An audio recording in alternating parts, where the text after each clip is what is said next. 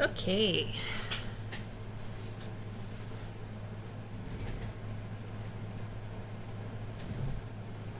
Hi.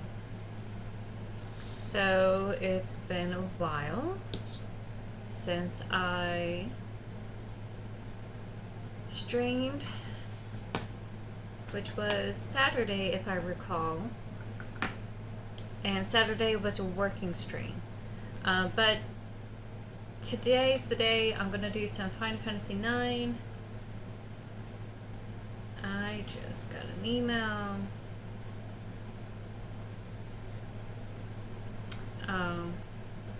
Okay. I'll go ahead and look at it later. She caught me at a bad time.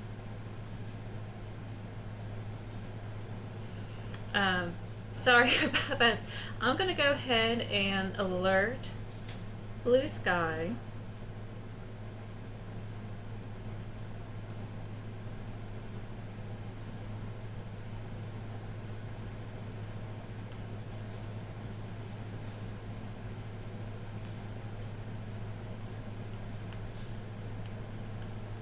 Stream.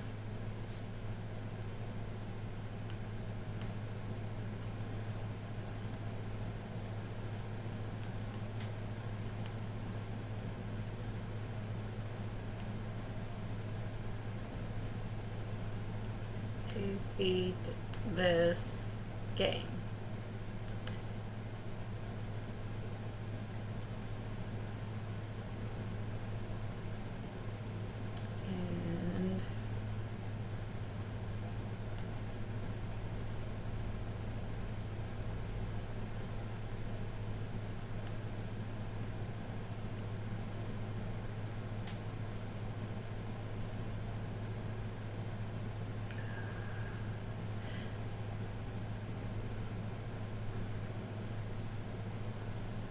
No, for some reason it didn't take that. Does it have to be a W?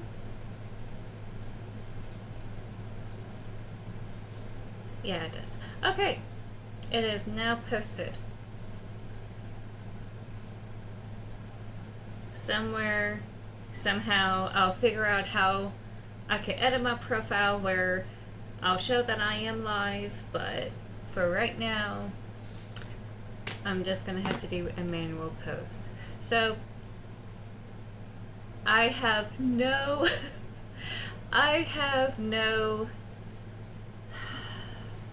not no hope, but I don't know if I'm going to defeat Necron today. I just kind of doubt it. I was discussing things with my brother, and well, like Saturday, way over there in Saturday. He said I really need that auto life, and I could get that by two characters. Katana could have some sort of auto life ability thing to like pass it on to others, and I think I have one of those items where she's able to do that, but I haven't learned it. So auto life should like be a really huge help, so that way I could just focus on healing. So there's that. And or I have Iron Chef or even Tomato learn Aura, and Aura is used as a auto life thing. So the lineup is going to look like when I get into the game. Oh, did I have this mute this whole time? I am so sorry. I had this song on mute. I feel so bad now. So the plan is you always have to have Felix. You can't remove Felix. You have to have him. So Felix is going to be like the damager. Maybe a potion popper, but definitely a damager. He's the only one that doesn't have anything special going on. I just don't see how I could throw Vivi into this with the magic. But then again, Necron has buffs against anything physical or magic damage. So even though he has a very small HP, just getting through that barrier is the main kicker, and trying to have enough damage where he actually feels something. It's really hard to gauge how far I am with Necron, because he doesn't really have phases. I feel like the last time I was wailing on Necron, one, I lasted longer. Two,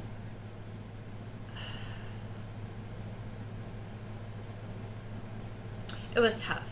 It was really tough. So I feel like whoever is the autolifer, and who is the main healer, I should have those two. I'm gonna have Felix, and I need another person that does a lot of damage, just so we could like swing through all that HP and just work through it. So I'm trying to figure out who could punch through with all that damage, and I feel like if no one gets berserked,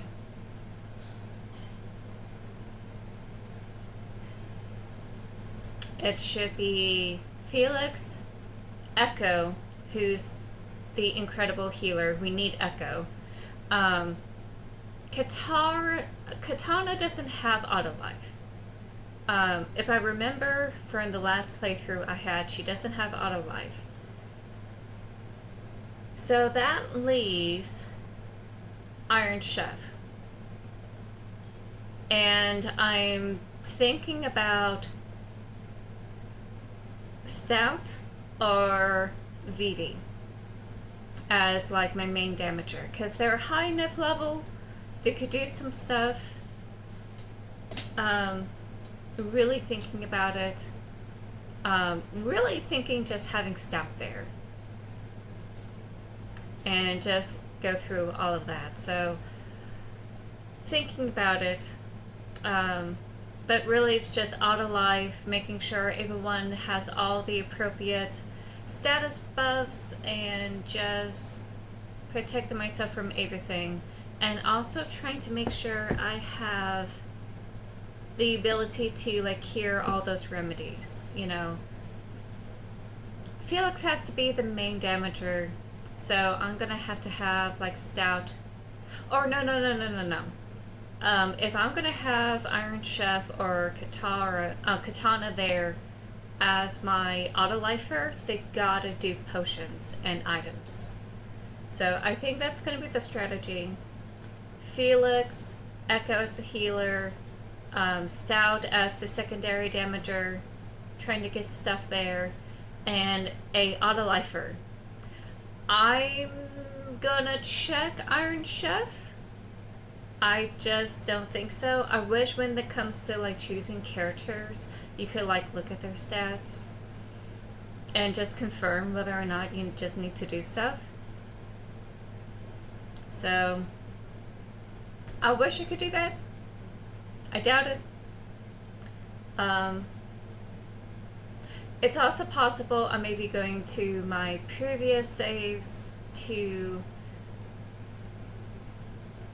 do some grinding, because I don't think you'd be able to get out and grind from the save point that I made, which is a good thing. I don't really save over anything, and just go to the one prior, I think, or two prior, just so I could like exit out and grind, because I think just after Cujo, which I barely survived Cujo, okay, I barely survived Cujo, I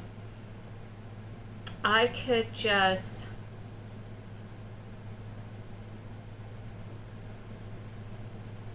learn those abilities, at the very least the auto life, whoever has the auto life.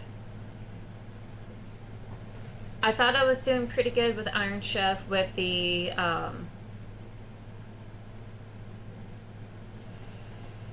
what was it? I thought it was Doom. I thought learning Doom was going to be awesome, and turns out like it hardly does anything. It's probably because I build Iron Chef to be more of a body blocker than a magic user. So that's a real possibility. Also, trying to deal with allergies today. I learned a while back, like a couple of weeks ago, that one of my makeups was probably causing me allergies, giving me some sort of reaction. So I tossed out anything that would have been considered expired and kept the ones that I know that aren't expired yet, and just see what happens. And I honestly do believe it was my concealer that was giving me issues. I was just in this mindset that, it's just like foundation, you use it until it's gone type of thing. No, didn't work out the way I wanted to work out. So I don't have concealer, and my eyes are a lot better. Okay, any sort of issues that I have with my eyes, it's better. Just the hay season is coming up. It's actually, no, it's ongoing. It started up from the beginning of August, and it's just rolling on through, and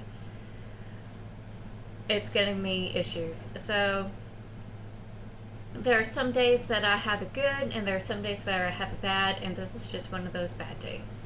So that's what I'm dealing with right now with allergies. So apologies if that like really grosses you out.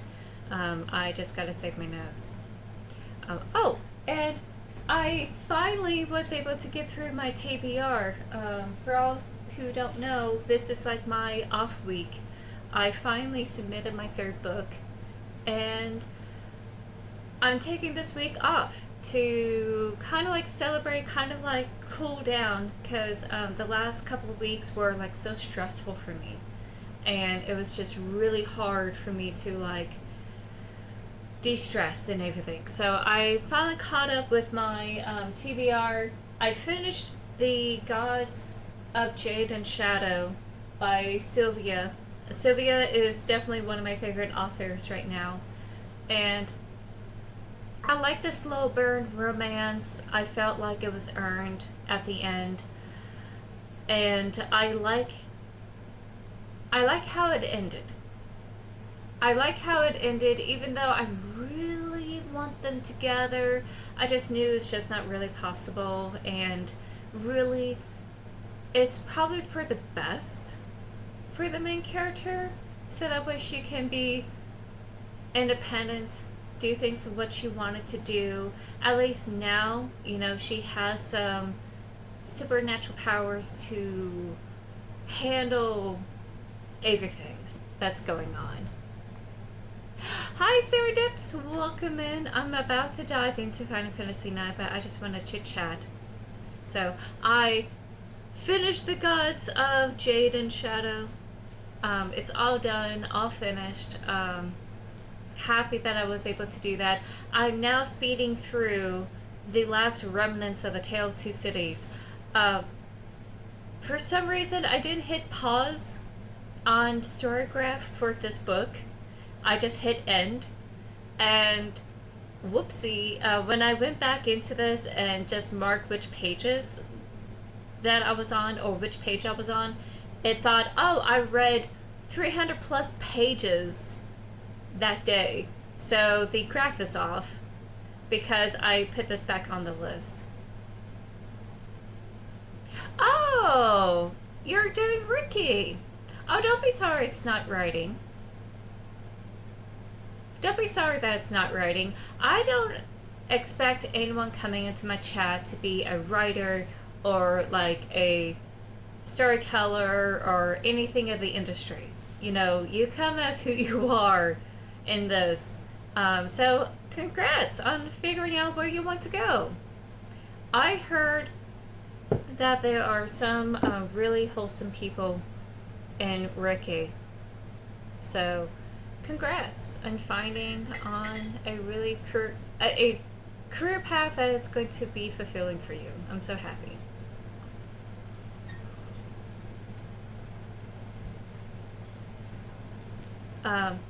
Tale of Two Cities, I am very close to the end. I'm like past 400 pages in this.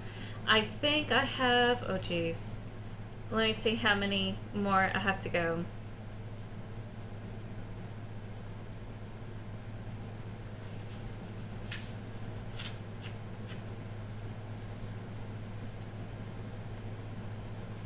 I really had to count.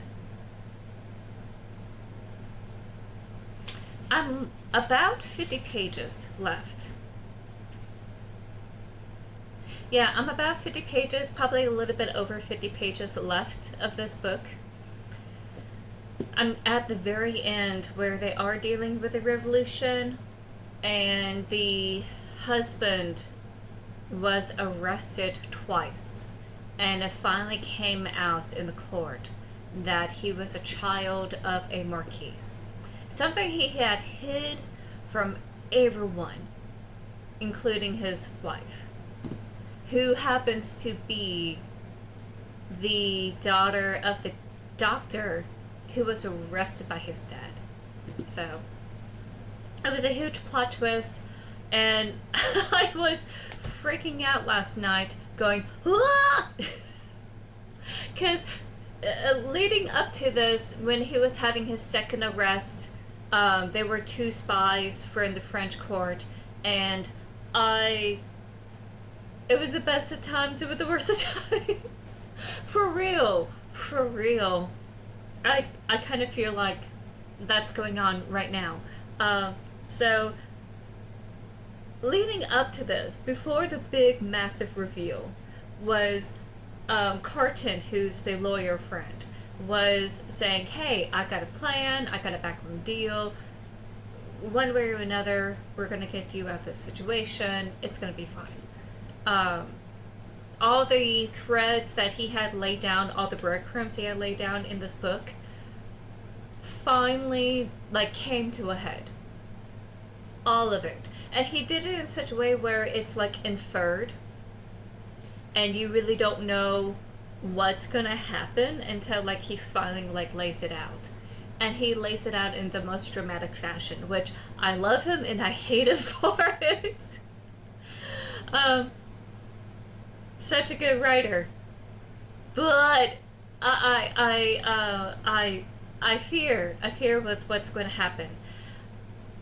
What's also getting me is how he's saying, he's totally sympathetic. Okay, I feel like he's of two minds, and he likes a good messy drama, where I think he understands the class issue. Okay, the class issue of the French people. I think he gets it. And I respect that. Then again, this is the author that did, the Christmas Carol. Showcasing the plight of the people. That Scrooge is, totally dismissing. On the other hand, he's also showcasing the horrors of the guillotine, and how, it's how you phrase it, right? How these people are innocent, they're off being murdered, etc. And innocent by whom, really? Are they really innocent? But I feel like the whole terror is that there's no real due process. It's all mob mentality. And someone could be accused of being a noble person, or accused of working for the noble person, or have some sort of association with them, and they're off to the guillotine, and there's no way to disprove or vindicate yourself. Look, I was just born into this. I care about the people please, just let me be a normal citizen, and that's not happening. So I get that horror sense. I want waffles with ice cream, very fresh.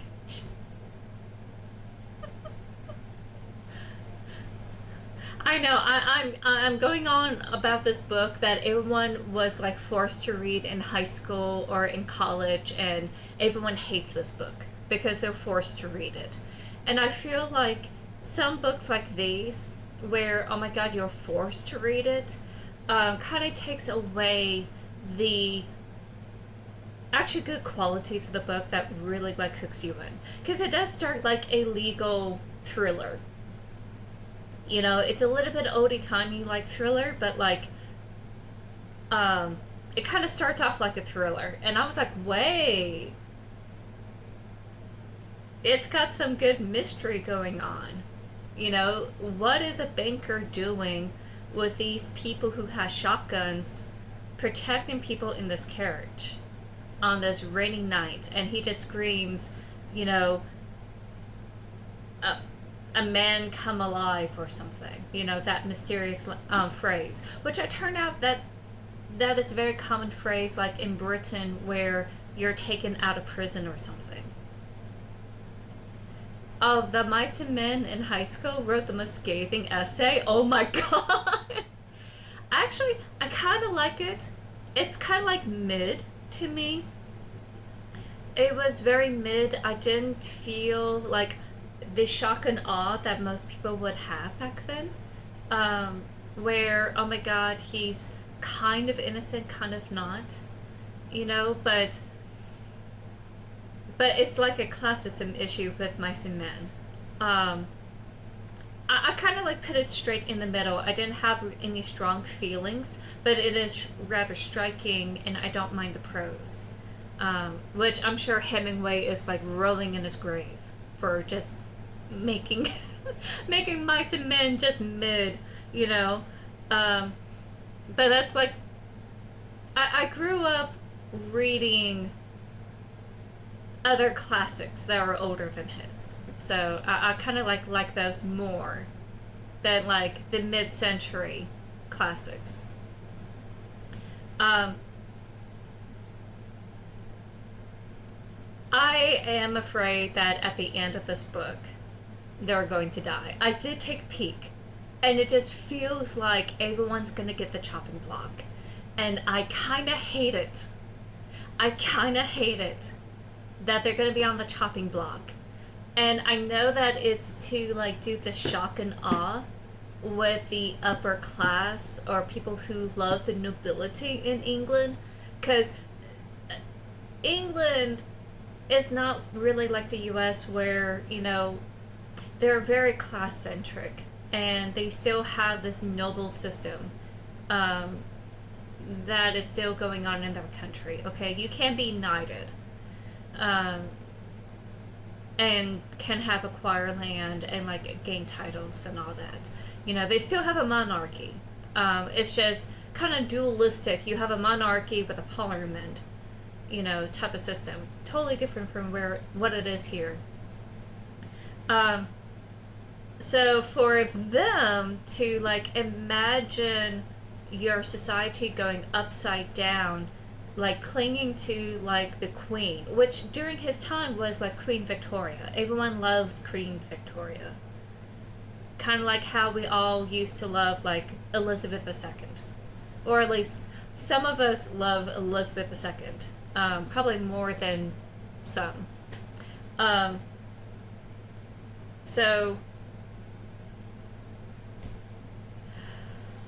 So I have a feeling he's going to kill them just for that shock of like, yeah, it's going to happen to you too if you're not careful. Maybe you should consider the people's plight a little bit. Or Beyond the X. Beowulf is a preferred book. I love reading some parts of Beowulf. Admittedly, I never had the chance to read Beowulf. I was more math and science centric. In high school, you're allowed to like veer your studies to a certain way, And I went full on math and science. That was like my focus, because I really want to be like a veterinarian. I was like gun-ho by that notion by my senior year, and I was really doing well with it.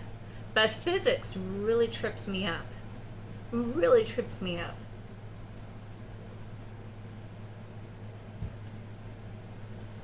So I managed to snag my sister's Beowulf, because she was more English focused. She loves the language, she loves writing, she loves reading, just as much as I love reading. So she was more on that path, and she got more the higher Q rated literatures than I was. I was more social political with my readings, which, you know, go figure. Biology was a close second. You didn't like chemistry? Oh, that is so sad. I learned so much about like world climate issues with chemistry class, because the chemical reactions do affect the planet and the weather. And they do affect people's health. In fact, how we figured out chloria took a little bit of chemistry, and to test it requires some chemistry. So I do have a love kind of hate with chemistry, because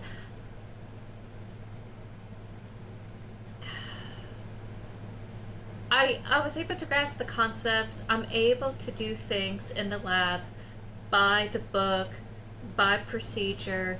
You know, I'm a very good technician. That's what everyone had told me, like in college. I'm a really good technician. I could like follow the letter, which is why I really like deviated from like veterinary, you know, doctor to like veterinary technician, you know. But my goodness, I was able to handle the broad concepts, but the equations really tripped me up. Even though I had a excellent math, you know, I do very well with math, but for some reason, I just don't double check my work at all,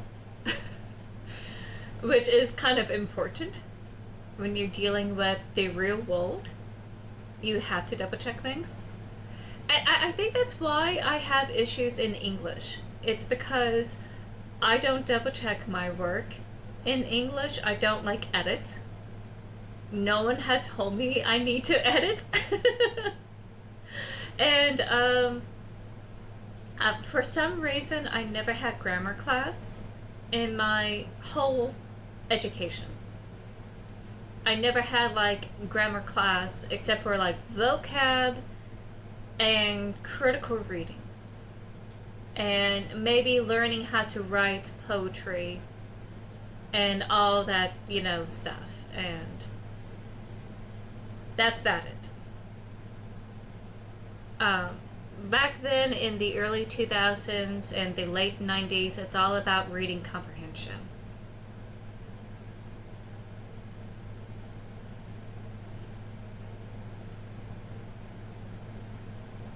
Ooh, I'm so sorry. It's understandable not everyone is really into like sciences or maths, and they all have like different strengths. And there's nothing wrong with being stronger in other like sectors or subject matters. Absolutely nothing wrong. And I will also promote trade schools. I think that having a trade profession is a good thing, and it's just as important as a college degree. So, harumph. I think that Ava 1 is needed. Ava 1 from like the ground up. I think Ava 1 is needed. And there's also nothing wrong in getting dirt underneath your nails and doing some farming or whatever it is. Like, I just don't care this weird classism structure around professional jobs. I just don't get it. I think it's stupid. So, I know people don't like manual labor, but it's what gets, the job done. It's how we function. And I feel like that's going away, with all the defundings that are happening across the board, especially in education, those trade schools are just going to go away. It's a real shame because they're technically not the target of their ire. And they're just going to go. And it's sad. So, I'm all for education of all sorts. I mean, heck, I went into veterinary, and in order to learn how to be a vet tech, I went to like an agriculturally based college. After my, undergrad college, I went on to like a different one and learn how to work with large animals, and I have immense respect, to the farming life, the agricultural sector.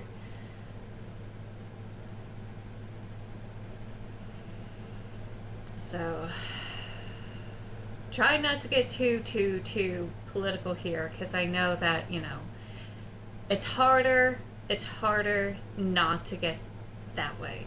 It's harder for me to restrain myself, because I'm just so angry and so frustrated with the world. But I have my contract I have to consider.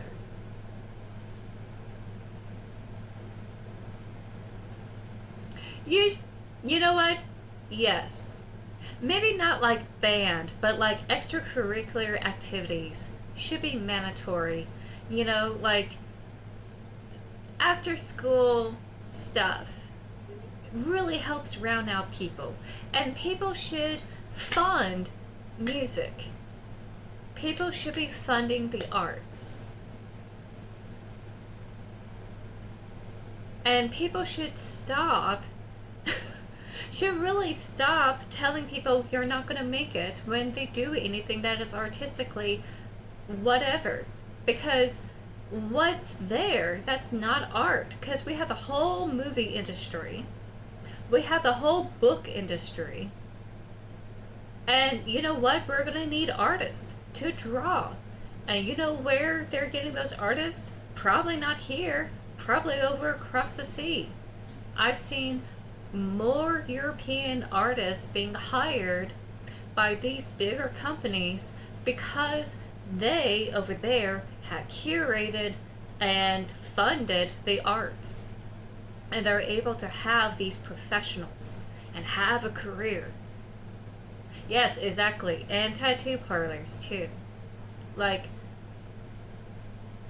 the arts is everywhere, and it's in the big industries. And we're not getting the people from, like, high school on the track over there from all parts of the U.S. Like, it's only in the vicinity of Hollywood that, we are going to inject the arts and the funding there. We need people to like come in, but that same type of issue is not like considered by all parts of the US.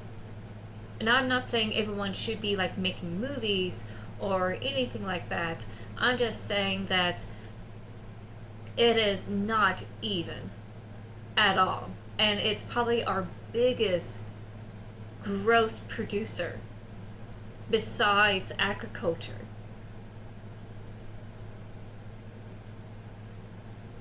Oh, I'm so sorry, Serendips. I think part of the industry, which I hate that it is part of it, is the thick skin. Because you're going to have a lot of people telling you no. You're going to have a lot of people saying, do something else. You're going to have that. And you're just going to have to get the tough skin and just like, no, I'm just going to make this. I'm just going to make this, and you're going to have to pay me. And what's crappy is that in these art industries, they don't want to pay the amount of labor and time and energy and like technique that goes into this. Because we're so used to like cheaper manufactured goods. They're like laser printed on like a mug. So it's just, sorry, this is not a Walmart. Sorry that you're just not able to afford art. Have a bookmark. Or like, if you want this, it's a good thing that we have ebooks. Okay, it's a good thing we have ebooks, and thank goodness we have libraries, because I will be having loads of issues. I am so grateful that the majority of my sales right now are like paperback and hardcover, but seriously, just seeing someone buying an ebook makes me really happy too. You know? Because I know, like, right now, this is like the harshest economic situation that we've been in, like, living history. It's not quite like that hard as the 70s, but we're like, they really are considered calling it a depression because it's technically like 5 months out. We've been like having issues. We're technically in a recession.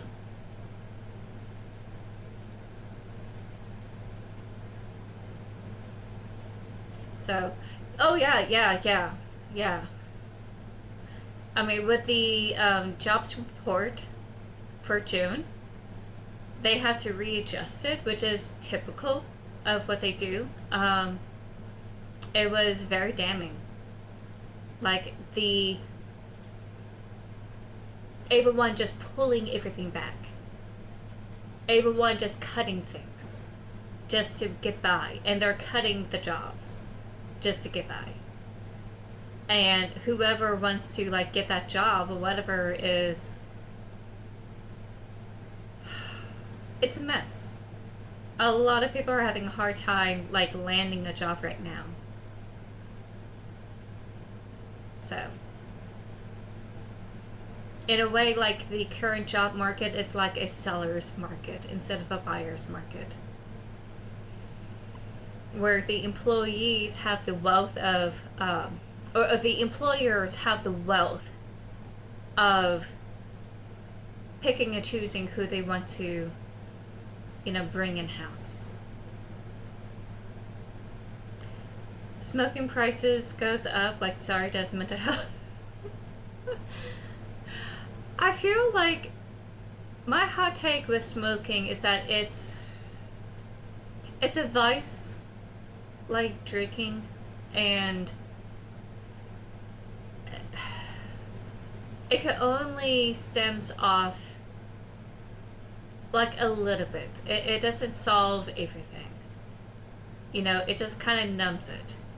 But it's not going to fix all of it. So, like, I'm just not sure. Oh, in general, ooh.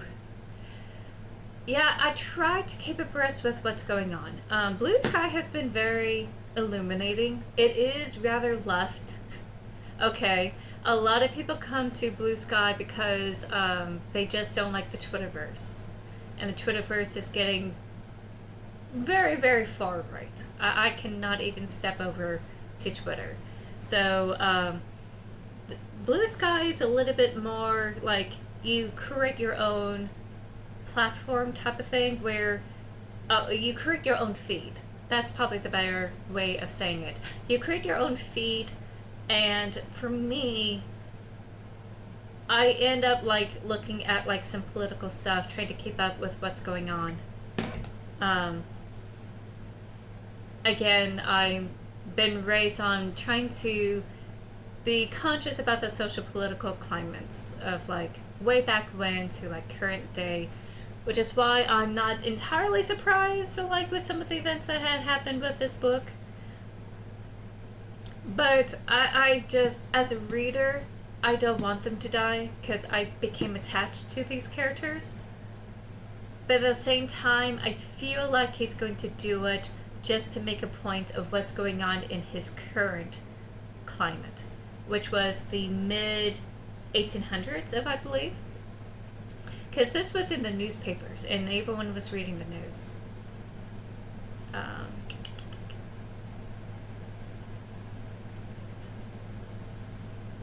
They put this together in the late 80s. Yeah, the 80s. They just put this together. I'm trying to figure out when he put this.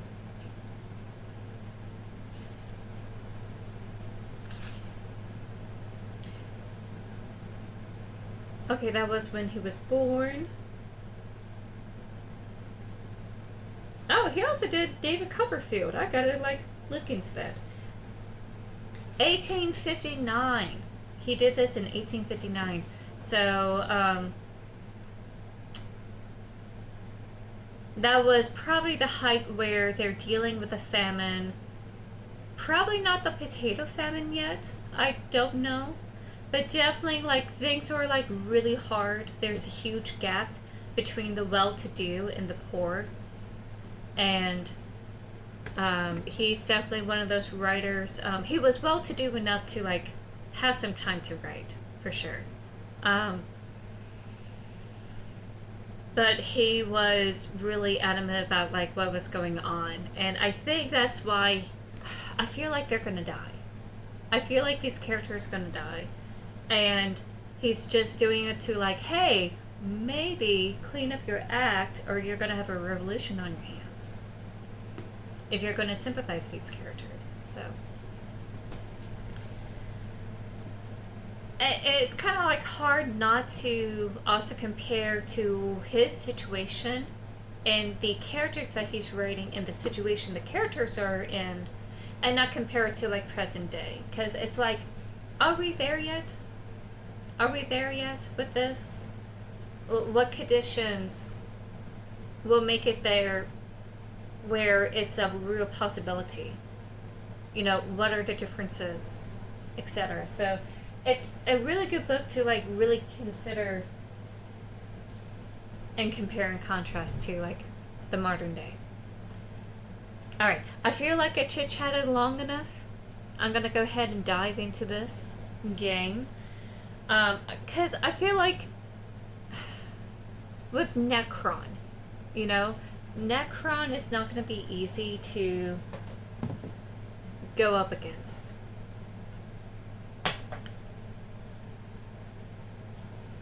It's just not going to be an easy kind of situation with Necron.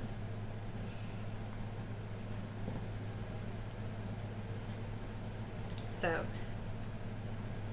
let me go ahead and wake up my controllers. Let me go ahead and get everything all situated. And I'm going to try my best to defeat Necron with what I have right now, but no promises, y'all. None.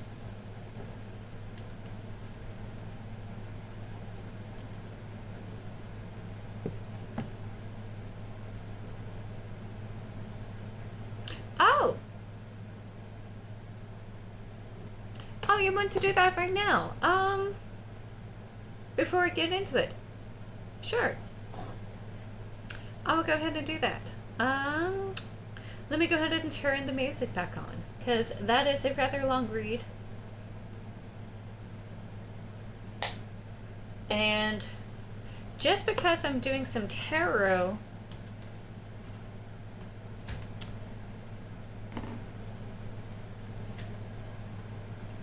let's see.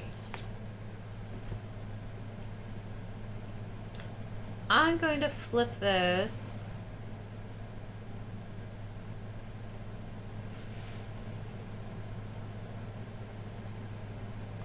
Just so people won't be confused when I do some tarot and they're like, hey, where's the game? I'm going to go ahead and do this. There we go. I'm going to change it over.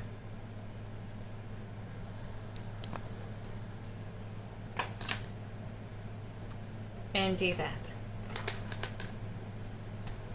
I know that you made a thing.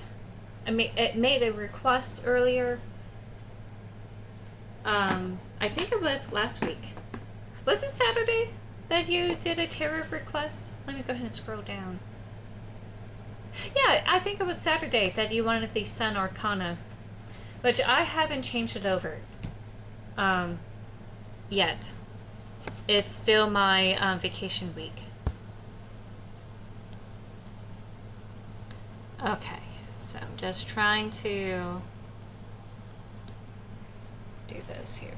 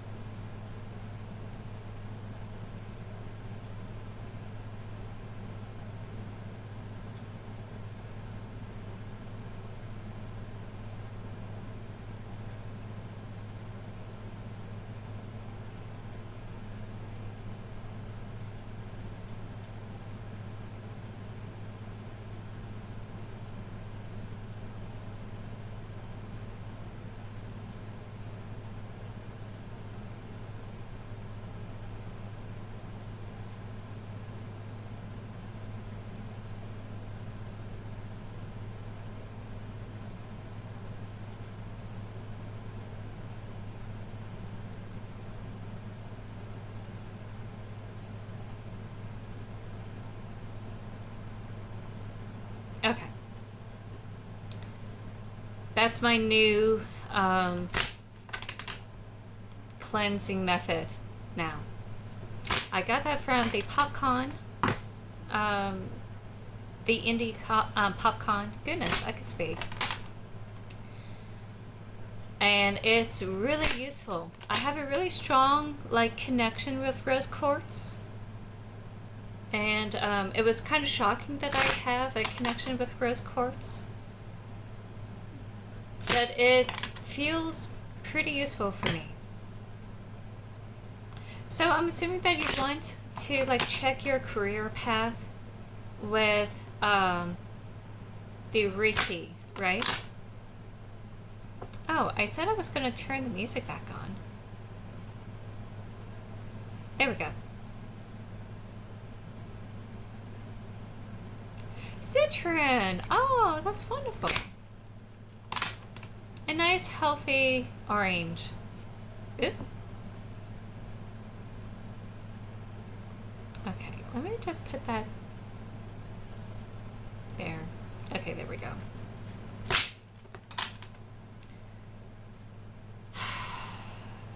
Okay. I'll put the music back on after I'm done shuffling. So it is about the Reiki.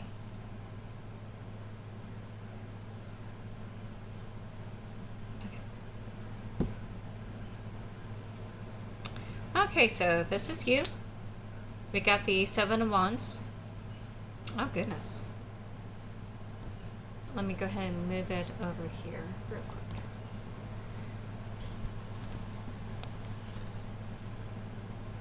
Okay.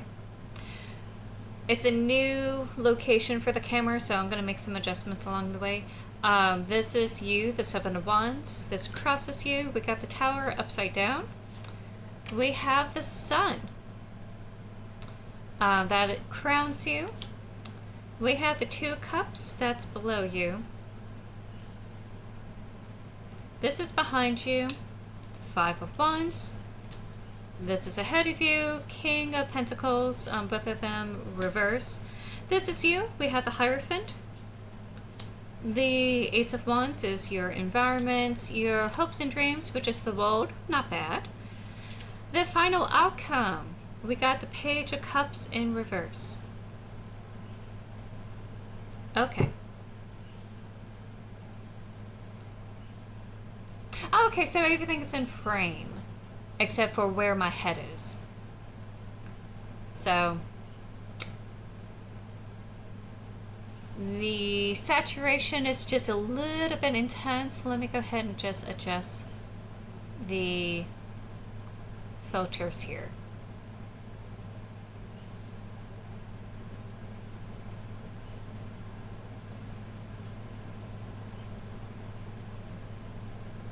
There we go. So, a lot of upside down stuff. So, we're just looking at how this particular career with Reiki is going to go for you.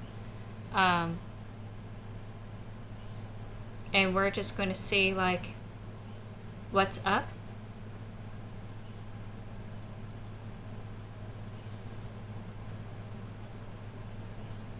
So I take it like you're dealing with setbacks, which I'm assuming is the kind of like the world at large, and just happened to now finally affected you. It's probably like the education funds, I take it, or like trying to further your education.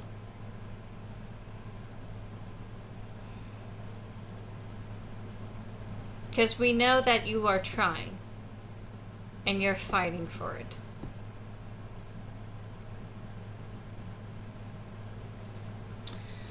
It's bound to happen. I'm going to use this. And since you are a subscriber, I'm also going to use an oracle card for you.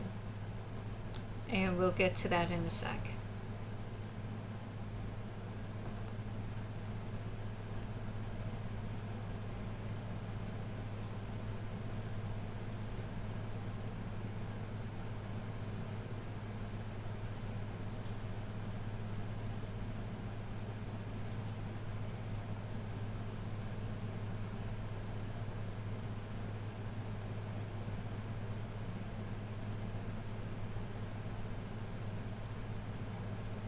Okay, so dealing with a lot of challenges, balancing work, study, and life, domestic life, trying to like focus on family, trying to focus on work, trying to focus on education.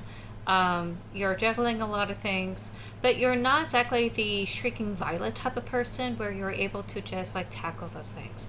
And then this just kind of happened to you with the tower. You know, things just kind of like blew up in your face a little bit.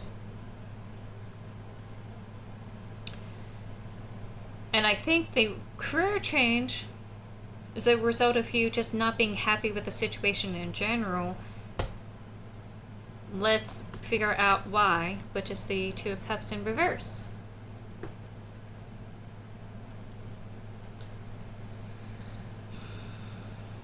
Which I figured that it's either a relationship just dissolved, and it could be like a working relationship, it could even be a working relationship with school, you know. It just dissolved and everything just kind of like broke off.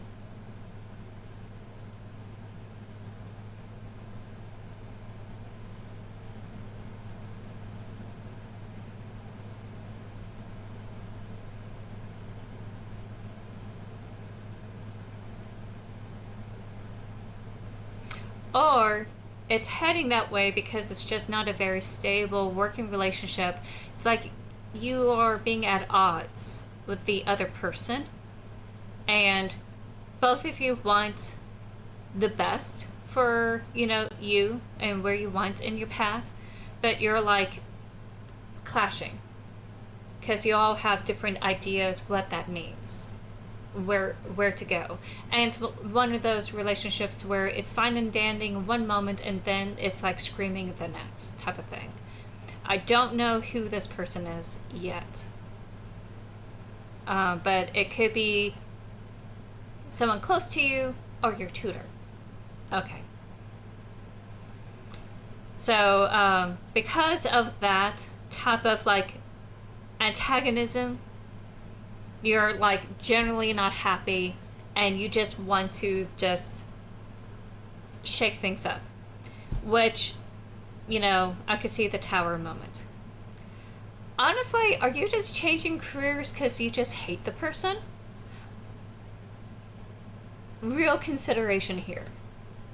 Like, is it worth changing careers just because this person sucks?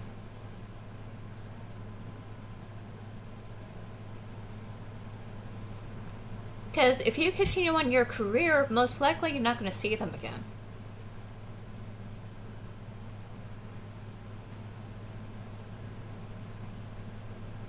You just need a job. So in the past we had the Five of Wands. And we have the King of Pentacles in the future.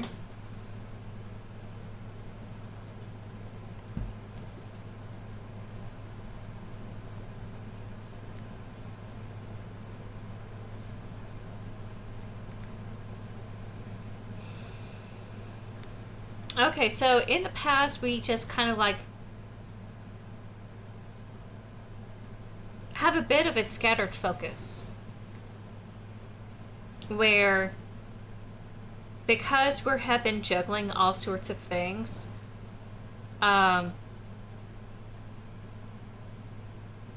we didn't have a concrete goal in the past, and because we wanted to go through all avenues equally in all parts to do all of this, and we're just like spinning the plates up in the air.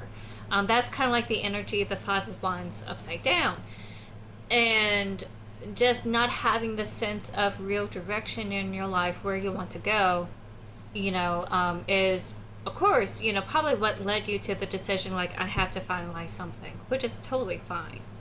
It's totally acceptable. You're unemployed and would think working will help me fill some time. Absolutely. There's nothing wrong in trying to find a job just to fill some time. But is the job just a job, or is it like a career? I think that's where you still have to figure things out. So we have the King of Pentacles for the future.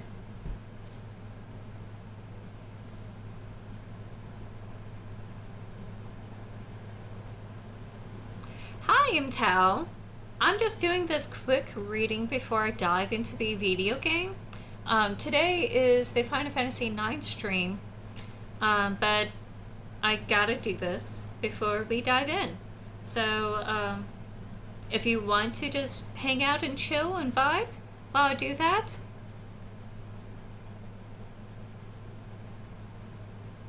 no problem.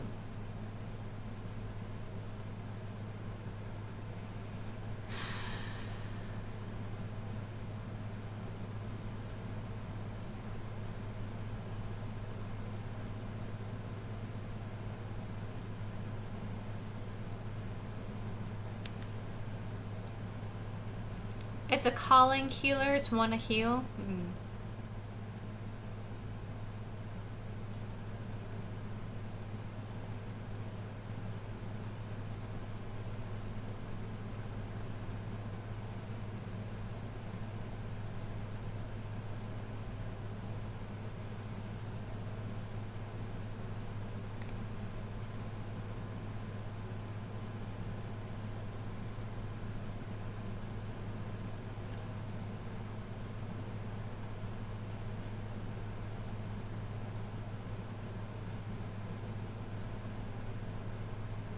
I'm going to quickly look at the Page of Cups here.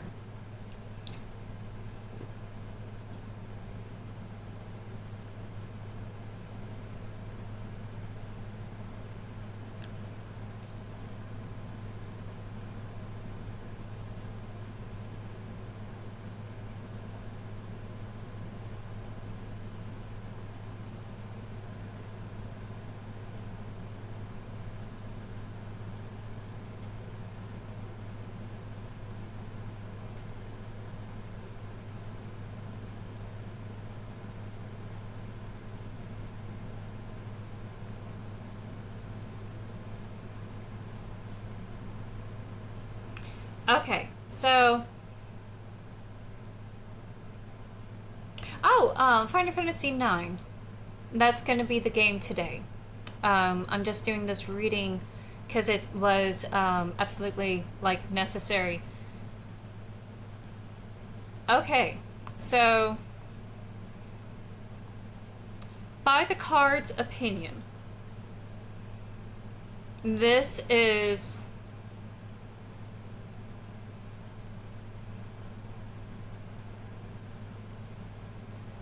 I have a feeling that you have creative skills. you have skills. Otherwise, you know, why would you have a tutor with English? You probably had done things like the arts, probably story making, probably like whatever it is. So you got some skills in the arts, and that is a wonderful release for your like wild and passionate imagination, which is nothing wrong with it. It feels like, from what they are suggesting, this is not really going to solve your financial issues. It's still going to continue your financial issues, because it's not really about trying to get a job, trying to get money. It's about how you're disciplined with your money.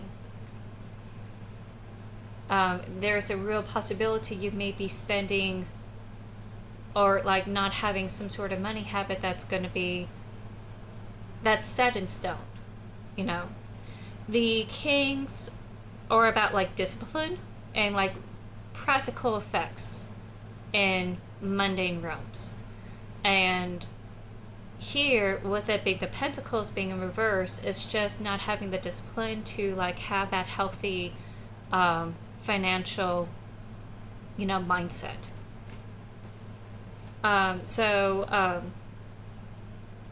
Even though you are getting this job to like help pay the bills or like have some sort of income, it's really about like how to be disciplined with your funds and like having a good healthy spending saving habit, having healthy financial habits, if you will, more than anything else.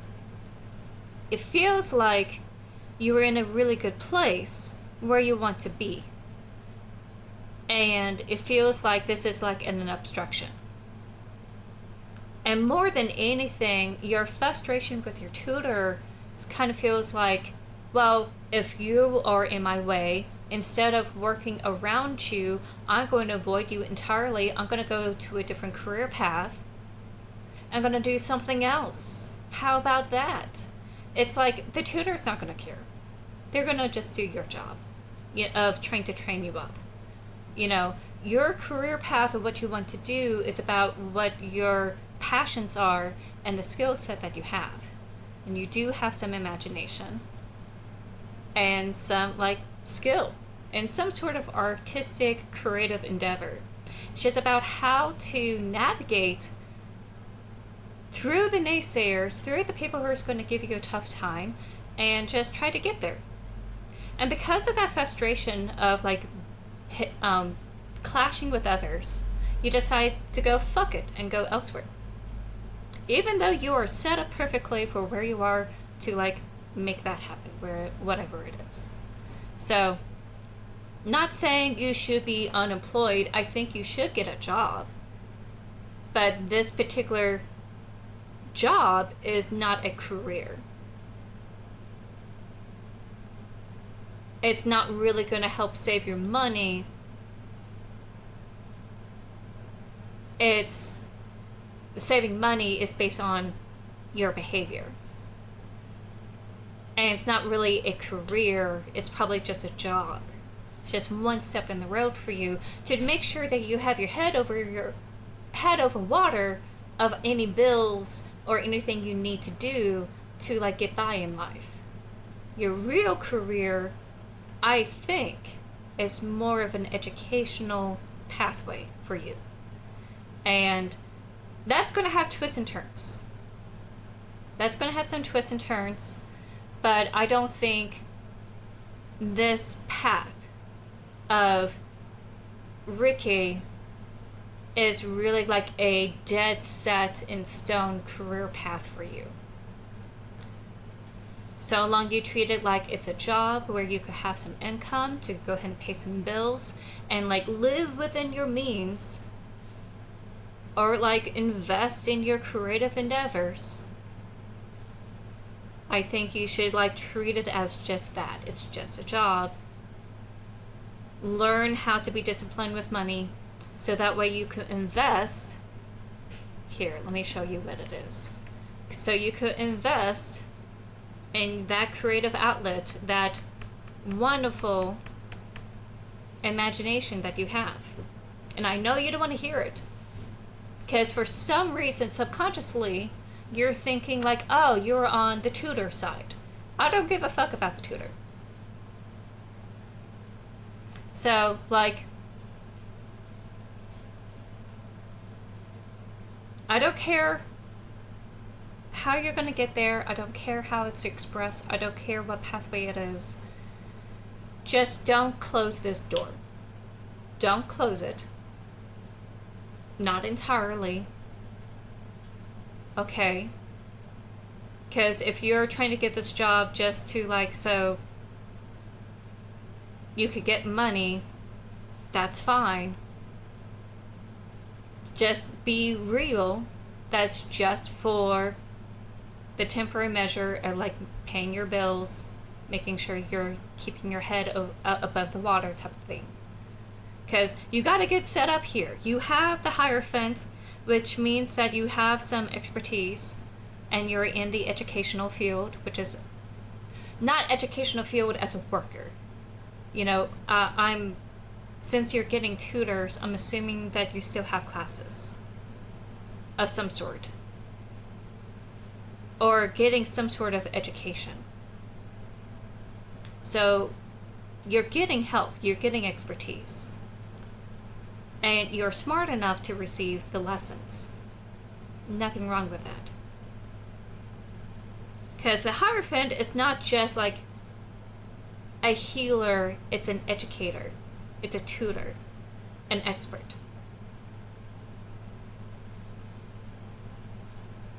The Ace of Wands shows not only your passions, but also this new opportunity that you're interested in, which is totally okay. But I don't think it's going to solve things like you think it's going to solve. Okay? Because you want the world, which is nothing wrong with it. You know, that is your dream. Nothing wrong with having this dream of being whatever this image that you want to be.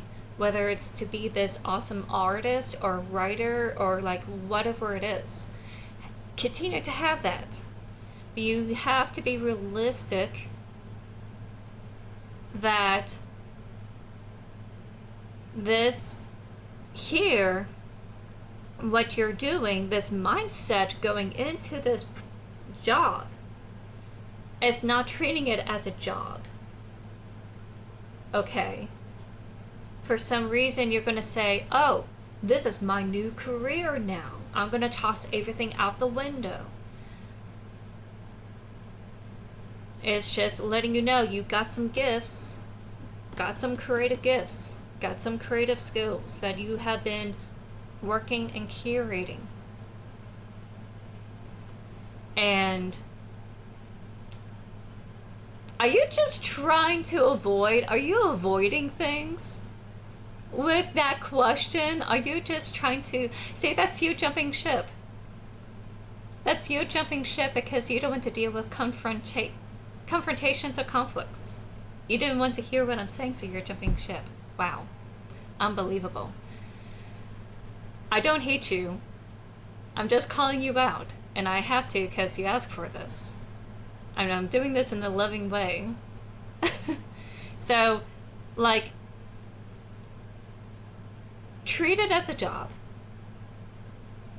You know, if you do need some income, nothing wrong with that.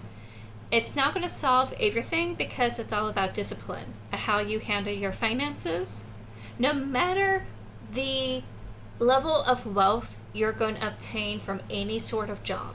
It could be factory, it could be retail, it could be white collar, it could be this. You have to be disciplined with your finances, otherwise you're still going to have the same issues. And just diving into this is kind of like a distraction from this whole thing. Okay, this is in reverse, letting you know that because of the frustrations you are experiencing here, that little pushback, you know, you decided to like throw everything out the window. Don't. Okay. You can still have this career of this endeavor of being whatever this creative pursuit that you have. You could also do other jobs on the side, get the experience you need, pay your bills, take care of yourself, have the upkeep, but also still pursue your creative work. Okay? Don't toss it out. And figure things out with your tutor. If your tutor is still giving you issues, find another tutor.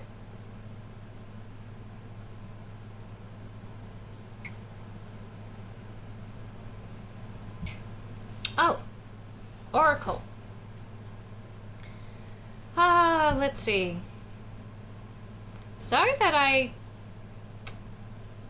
have to pause. Oh wait, it's commercial. Of course it's paused. There we go. Music. Let me figure out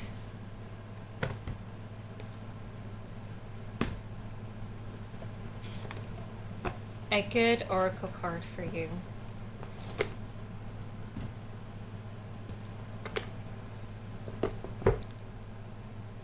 Like, there's nothing wrong in Reiki. There's nothing wrong in learning something new. There's nothing wrong in, like, expanding your mindset and all that stuff.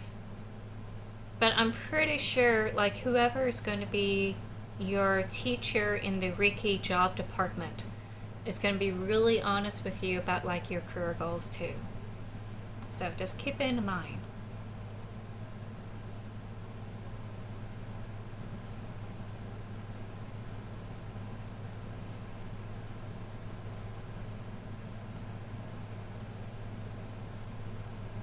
Okay, since I have been a little bit of a bully, I think you need something a little bit lighthearted here.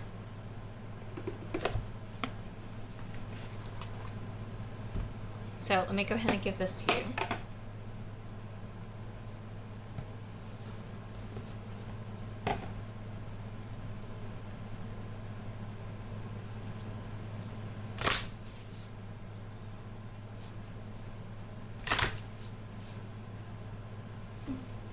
And then we'll get into the Final Fantasy IX game.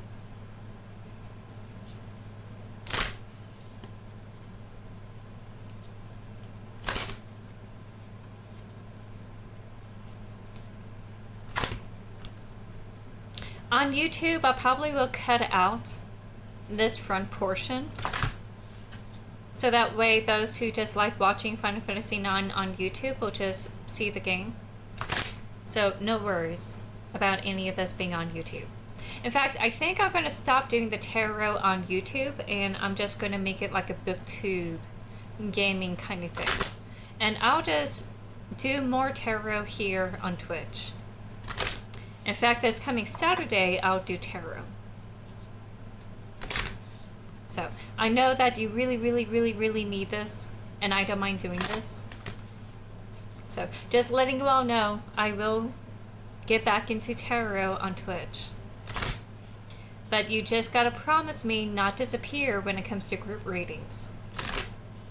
Because it kind of hurts.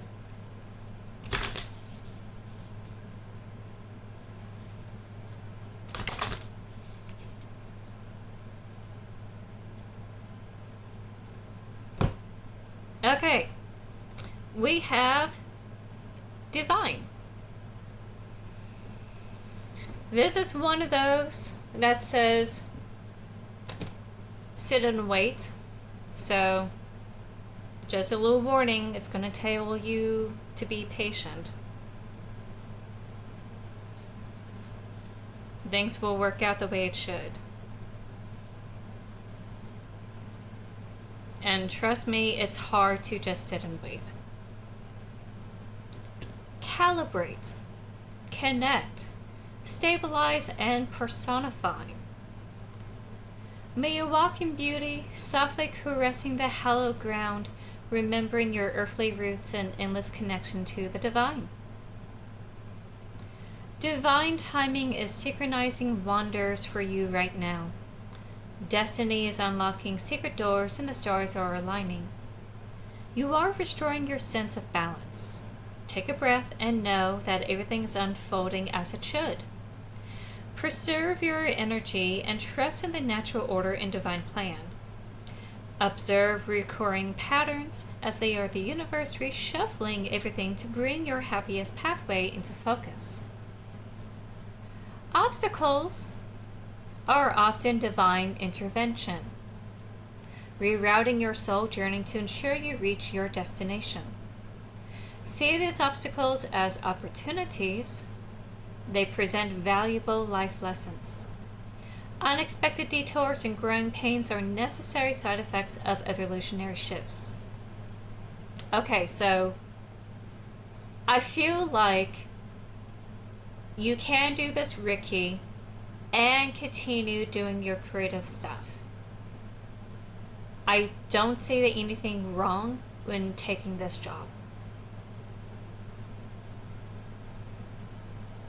These detours may create some happy experiences or unexpected twists and turns that are going to help you get into that creative field. Your soul is created from the purest love of the infinite universe. Seek to gain a spiritual understanding of who you are and why you are really here. This is your blessed blueprint. When you get to know yourself on a soul level, it is easier to align your sacred purpose and the gifts you were born to bring into the world. By embracing your personality traits, passions, and natural gifts, you are better able to understand yourself as well as help others to understand you. I think this Ricky is going to help explore who you are also. So that way you're not running away from yourself. You're going to accept yourself. And that will lead you to be better to actually obtain this and accept this. By the divine grace of the universe and Mother, find your spiritual center and connect with your soul. Your divinity is your pure essence, located in that intangible place within your core, unequivocally boundless and always beautiful. The navel is often referred to as the gateway of spirit. Imagine passing through your belly button, the blessed threshold which gave your nourishment in your mother's womb. This is your sacral power center, deep in the core of your soul. Here you are forever connected to a higher consciousness.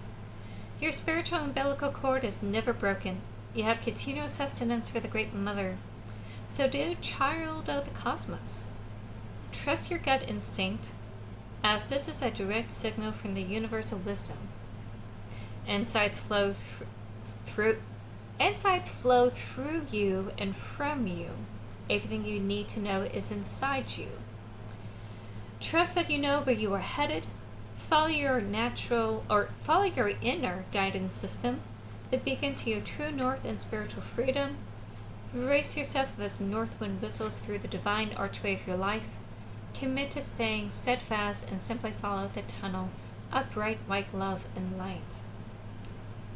The oracle predicts everything is falling into place.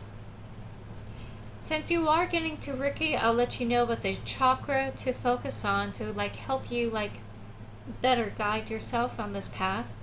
Soul Star, which is the chakra that's on top of your crown chakra.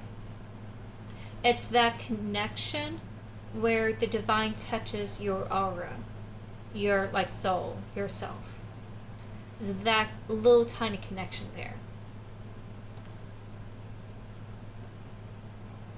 This is to help you it's on your crown. This is called the Soul Star. It's like that subcategory of chakras. So, to make sure that you are on the right path, on the right track where you want to go, you can meditate on this. You could try to activate it. And that way you are able to gain the insights you need to figure out where you want to go in your path. I mean, there's nothing wrong in paying the bills. Nothing wrong with that. Just don't forget who you are, what you're trying to be. Just because you just got that confrontation doesn't mean everything is all over, okay?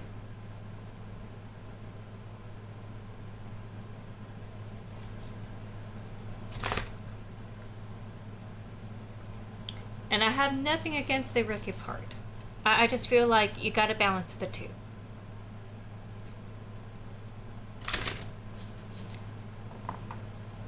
And I think you will learn a lot. You will have a very expansive mindset about a lot of things. It will be a very educational experience for you. No problem. Just gotta be realistic for what it is. Don't throw everything out the window just because you're dealing with frustrations. You know? Any sort of obstacle in your path, it's a learning experience. And you're learning so that way, eventually down the road, you will be helping others navigate through the same things that you have gone through.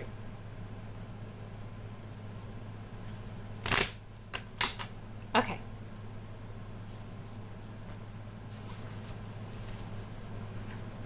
I don't know why I got that fire in my belly. So if I came off very like strong and like aggressive, apologies. I just like feel like that has to come out. So don't throw everything out the window.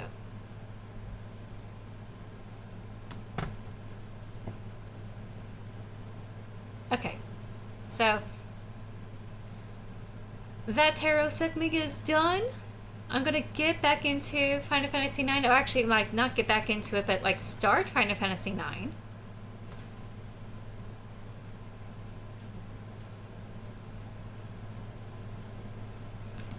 I felt like it was rather aggressive. So, thank you for being very patient with me. Or at least not taking it the hard way. I haven't done tarot for a while, and that just came out, like, swinging. So, I'm gonna go ahead and boot up the game. If you were here for tarot, apologies. It is going to be for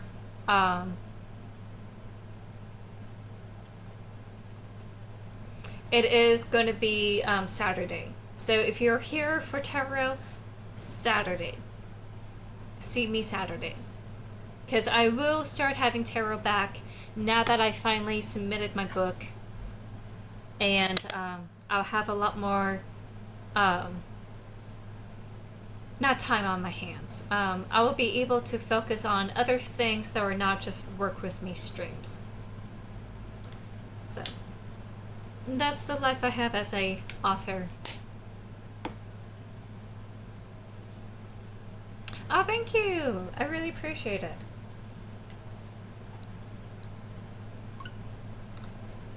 Okay.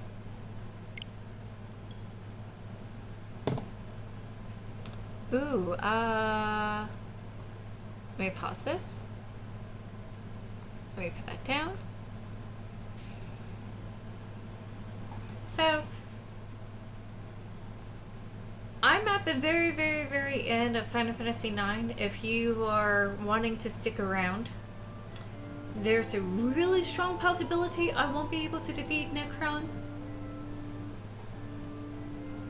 Because I don't have auto life. I don't think I have auto life. I tried things without, I have renamed my characters. So Princess Garnet is Katana.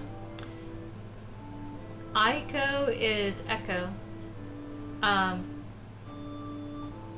The main character is called Felix, and honestly, I forgot like what his original name was.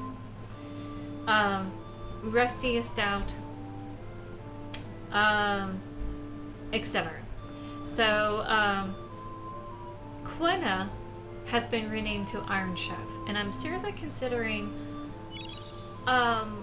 switching out Katana with Iron Chef just so I could try to see if I have an auto life thing. But be warned, I probably will lose. And it's gonna be a bit of a headache trying to figure out how to defeat this boss without the auto life. So I think I'm gonna just have Felix, Echo, Iron Chef, and maybe Stout, just so I could have the damage. So I already went through this part and it's already up on YouTube. So I'm gonna speed through it. And also just a little heads up, ads may kick in a couple of minutes.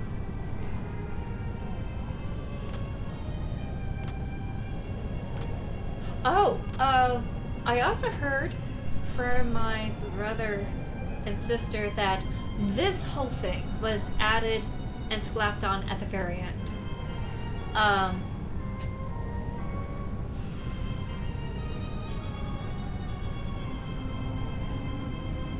Which doesn't help me get through this boss, you know, just knowing that it was considered slapped on or whatever, and they feel like it's like out of the blue, whatever. I honestly don't think it's out of the blue. I think it's just a very Japanese thing where like you have a master behind the master behind the master. There's always the bigger fish, and this is the biggest fish. The one who created the crystal in the first place. The one who has the whole universe experiment in the first place. Because this is all about, like, this scientist creating the Frankenstein. That's the whole basis of this whole game. And we are seeing that with Kujo with his black mages. And we saw that with Vivi trying to, like, figure things out. The whole life and death situation. And then we learned that Kuja is pretty much the same thing as Vivi, except he decided to take things into his own hands. And of course we learned that Felix is no different than Kuja. They're like opposites of the same coin type of situation. So I'm not at all surprised that there's going to be a master to Garland. And everyone feels like, oh, it's the terror people who created Garland. I didn't get that from the text. I always feel like, who created Garland? Who put him there? I feel like, sure, it's the terror people, but he didn't name names. And I feel like this is the one. So I know everyone's gonna yell at me saying, no, we want the meta answer. We want the meta answer that, you know, they were sloppy at the end or whatever. I feel like even though it was a last minute idea, it fits with the theme. They had alluded that someone had created Garland. And even though it was a last minute idea, it's not too far off the target, you know? So, and I also like that the stakes are higher, you know, now that Kucha has quote unquote destroyed everything, destroyed the crystal. I feel like this is good step up. It does feel like it's more difficult than Kuja. Game mechanic wise, it is very difficult. And I like it. So I'm going to replace Vivi. We don't have auto life with Katana. I'm going to use Iron Chef. And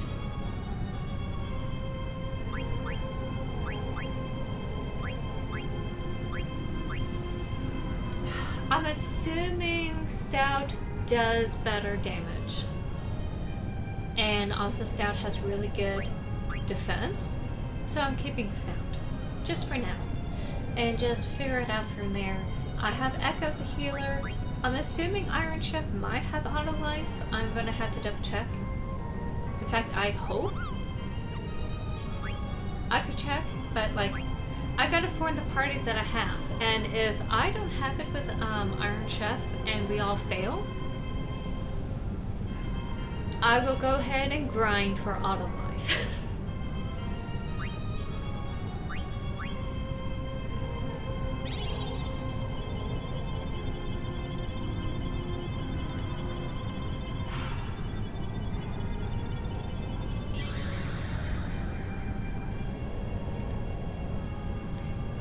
I mean, ideally, it should have been Katana, because she is...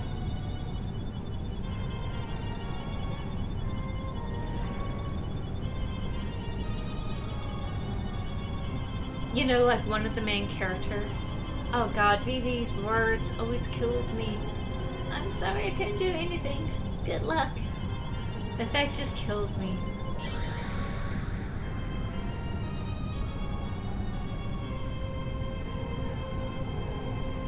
I kind of like this supernatural Deus Ex Machina too. It's like a high stakes kind of situation, and I actually appreciate this.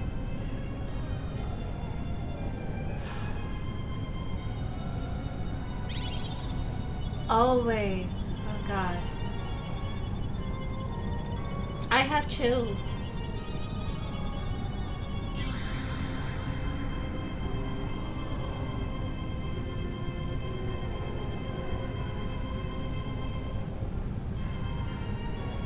Alright, we're gonna see what the abilities are.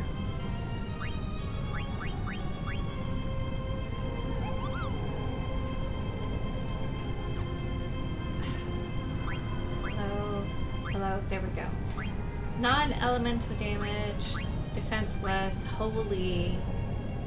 He is susceptible to holy damage. We just don't know what level he is, so we could use that in the thing. I don't think we could do Metro Magic. I doubt it. I doubt it's gonna work for us. I think it's gonna get blocked. Which is a real shame, because it's so good.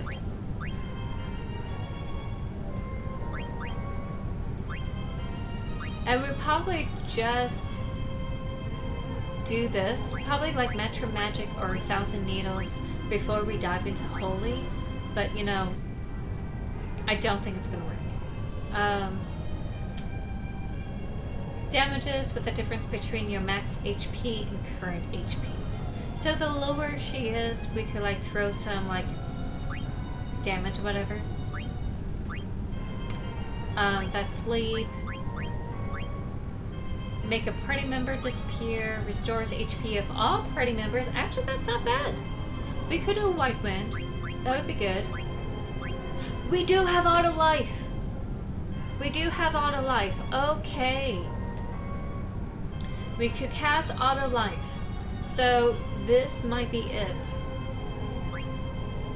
We could do auto life and White Wind. Okay. So technically, this is it. Technically, this is the crew. No, no! I fucked up. I forgot to set everything. I'm gonna lose. But we have auto life. Iron Chef has auto life. So we also have Holy. We have auto life. We have White Wind. So that's gonna help Echo while Echo does her like healing and stuff.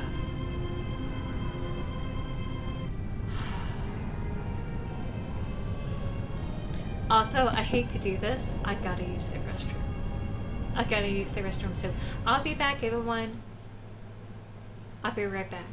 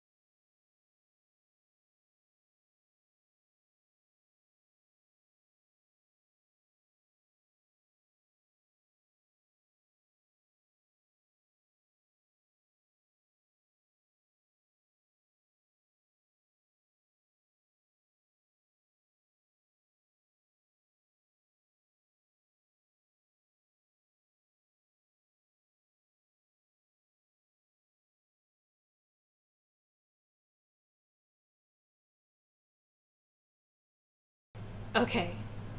I'm here. I'm here to do this. Um, okay, we got the team. We got the team.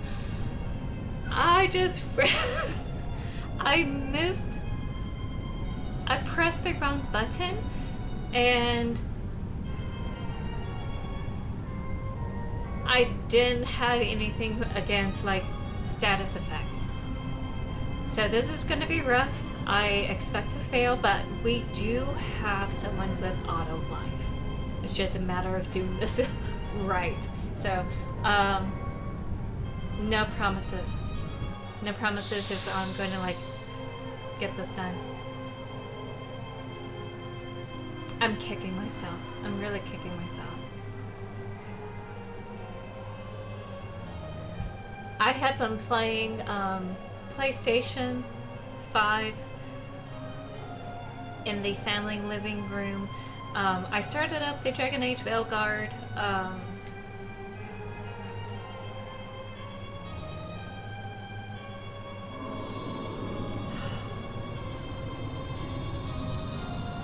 So all of my buttons are a little bit... It kind of like got confused.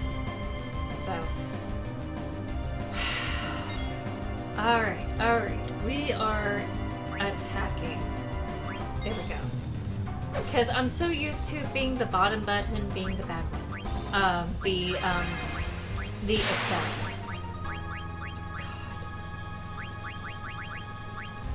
Oh, wait. Wrong one.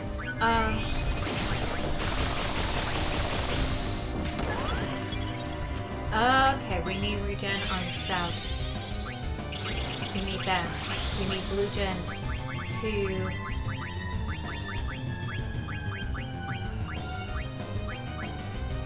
Auto life. Crap. We're gonna auto life on Echo, and we're just gonna go down the list. I gotta get my head in the game. This is why I talked so much in the beginning.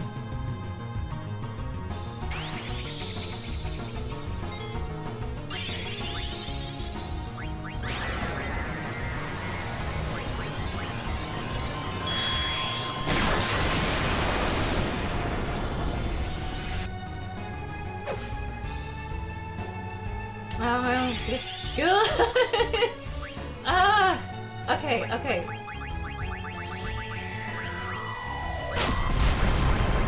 Jesus. Alright, we need Iron Chef for that auto life. Ah, fuck. Okay, item. Phoenix down. We have auto life on Echo and Iron Chef, we just need that on Staffer.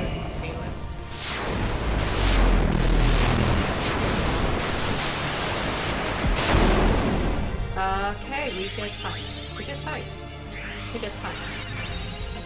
Echo is gonna heal. We're good.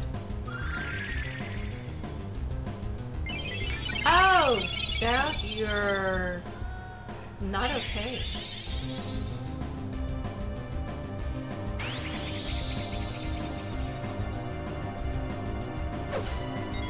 Okay, so, Kira on Iron Chef. Iron Chef doesn't need that much.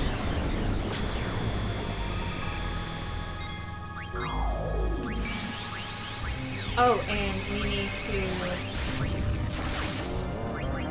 do soft. Okay, I thought we have auto life. Hello? Okay, there we go.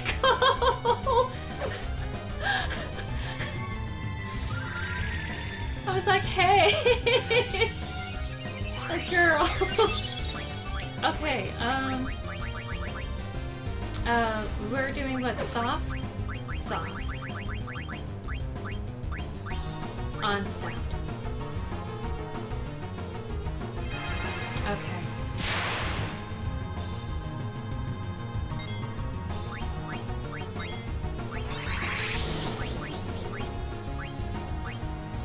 Just gonna do a whole round Kiriga and just keep on trucking. We might get it. It might be fine.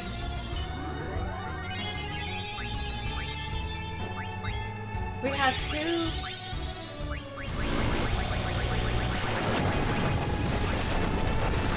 auto life on Felix, and we need auto life on.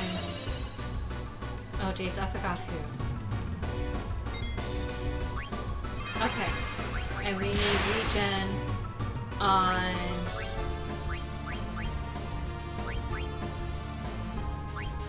Echo?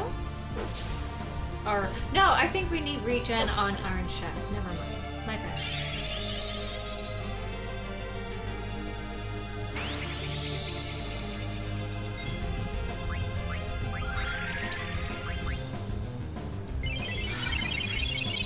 Getting a little bit confused with some things.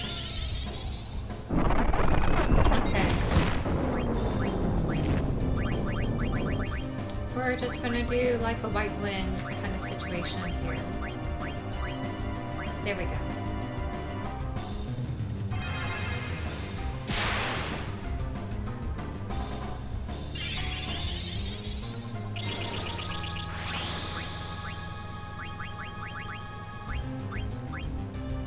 Okay, that's the only status effect we're dealing with. We're okay.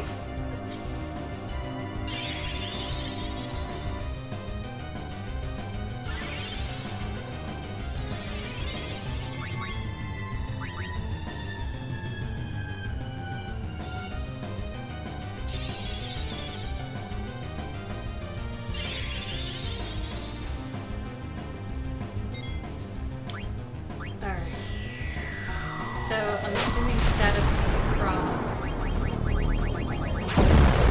doesn't have it?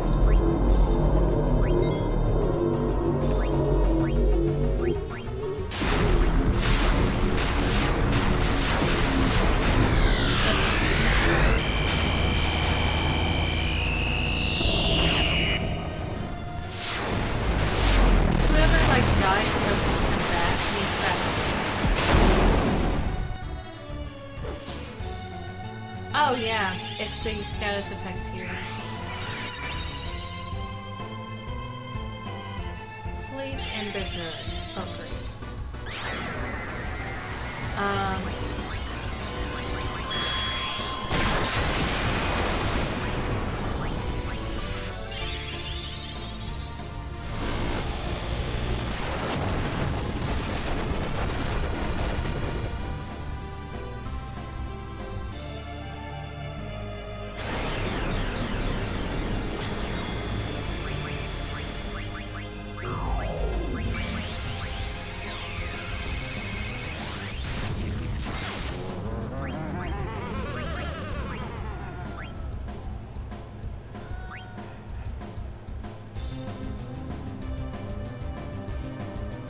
Okay, Stout is coming back. We're good. We got that auto life on Stout. We just need the auto life on Iron Chef.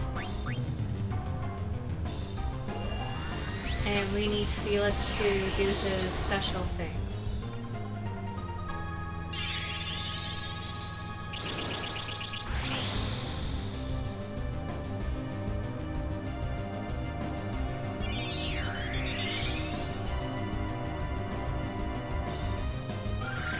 Okay, and we got that Kiriga. We're good. This auto life really helps in this situation. I have less to work with. We are going to scroll all the way down for Solution 9 because, oh my god, we need to. And we need to do auto life on ourselves here. Because, yes, we need that. I'm assuming the heart is the auto life, so I have to go through the entire list of auto lives here. Kiriga here, Regen, Iron Chef. Gonna work bottom up on the regen.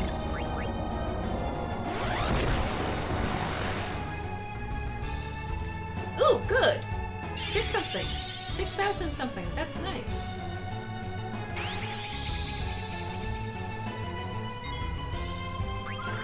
And we're gonna keep on touching. We're gonna touch.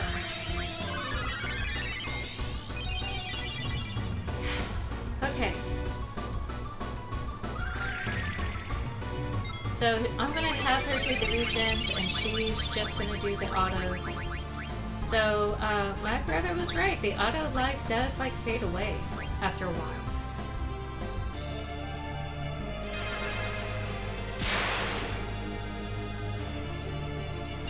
Too bad it doesn't really show you like who has like auto. Just gonna go bottom up here. Just gonna make sure everyone's regen. Looks like I may have to do... No, I don't think I need to do another Kiriga because we have like regens. God, it's so hard not to like think about anything else but this fight. But the auto life is so helpful. Oh, he's like tiny! I didn't realize how tiny he is! What's this one? Is that Kiriga? Oh, it looks like a Kiriga.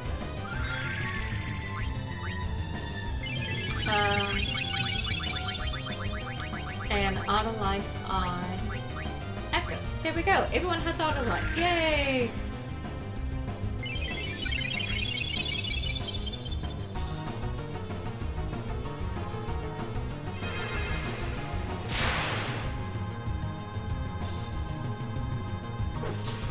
Okay, she needs to do a Kiriga on herself and a regen on Felix.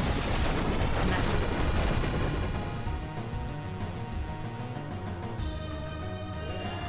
Please come back. Ah, crap. For some reason that's not there. She's not coming back.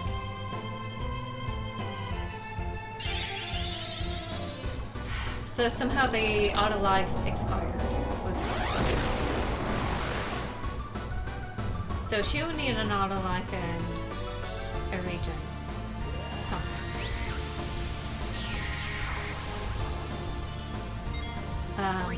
He's just gonna attack.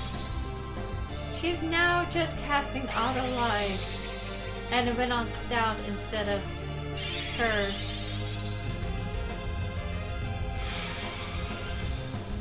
Stout has that Phoenix Feathers that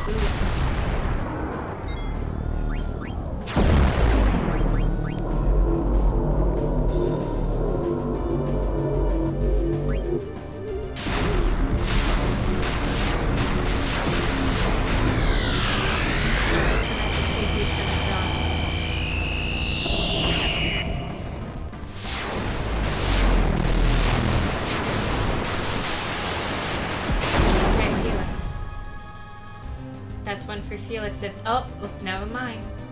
Never mind, we're good. Okay, everyone's good. We should have just done that.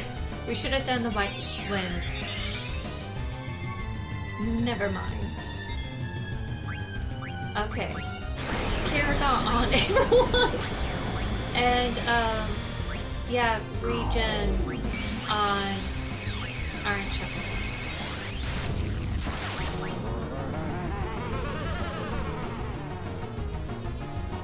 Okay, he's coming back.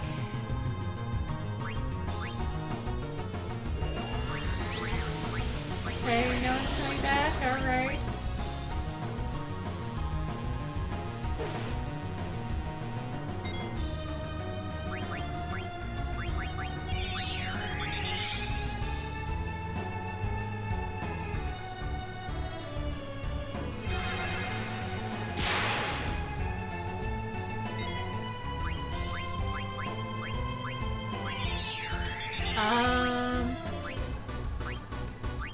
We're just gonna regen Echo and just go from there. And just do some auto lives. Okay, so Ava 1 needs an auto life other than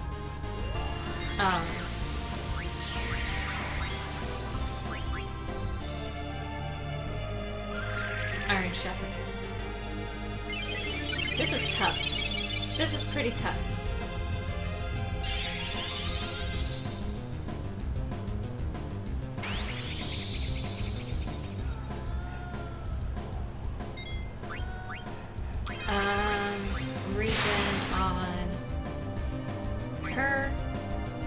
because we didn't see that when Iron Chef went and looked at some stuff and I forgot to do a cure on her. Whoops.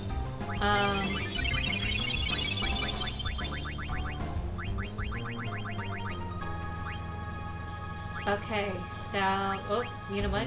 Felix needs that. Felix needs that.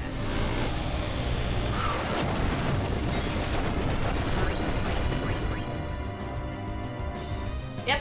Okay. Auto's good. Regen. Iron Chef, I guess. I wish it just shows you the status effects of these things.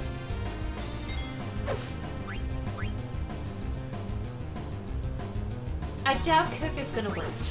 I doubt Cook is gonna work.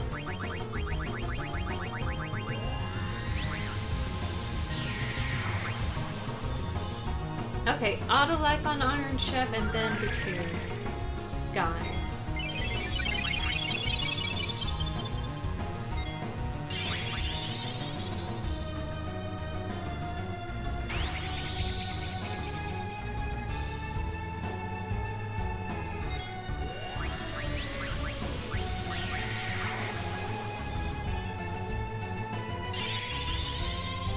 And she needs an elixir.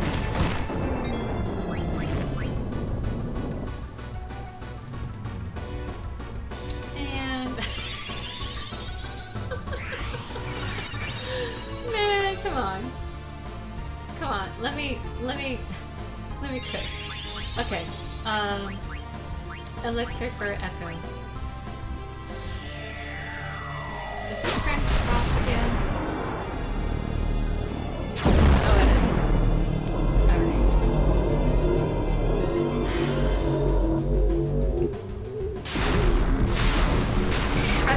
So sloppy with the auto-lives and regens. I don't have like enough. It's so scattered. I'm trying to get my healers. We're good. We're good. We're good. We're good. We just need to get her to snap out of it. And he just needs to continue to fight.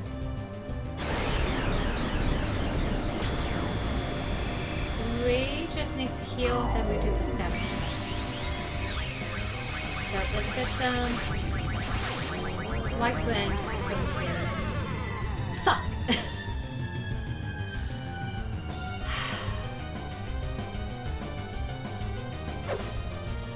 Critical! And then he dies. Damn it. Okay, right now, we just need heal.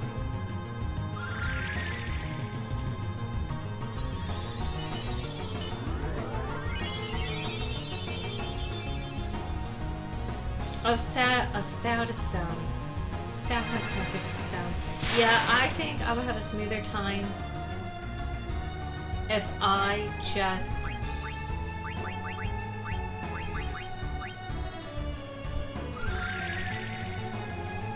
If I actually had kept those abilities, you know, like work on those abilities and switch it over, I wouldn't have this type of vision, you know?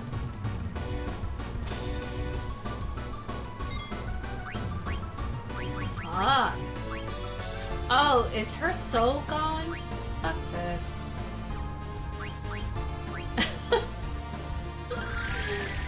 Man, okay, it's definitely the ability stuff that I need to work on.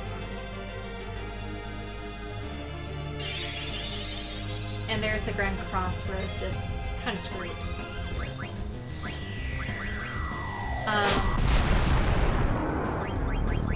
Let's get for Stout.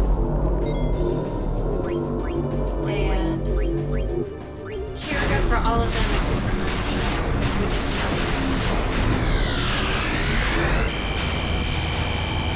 Our only one that can do auto life is like gone. Because they're so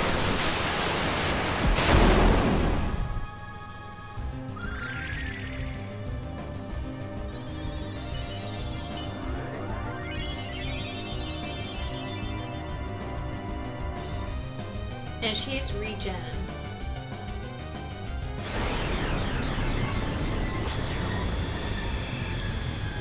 I'm gonna cast Remedy on Stout. Don't know what the cure is for that status. I really don't know, and I think I'm gonna have to research this. So he's fine. He's now normal-ish. He's still stone.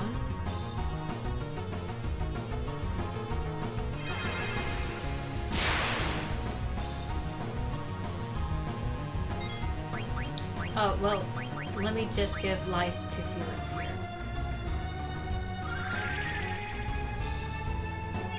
I'm expecting like a TPK pretty soon.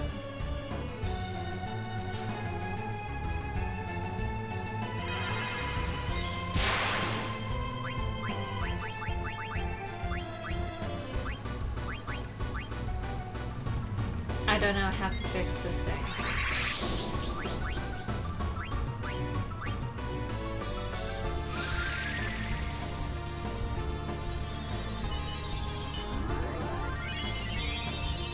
And we're just gonna fight. Pretend to be normal. We don't have auto life, sadly, so we're just gonna have to do like feathers. And I'm just gonna have to regen Stout. I think Felix could regen. Oh, and she needs to cure herself.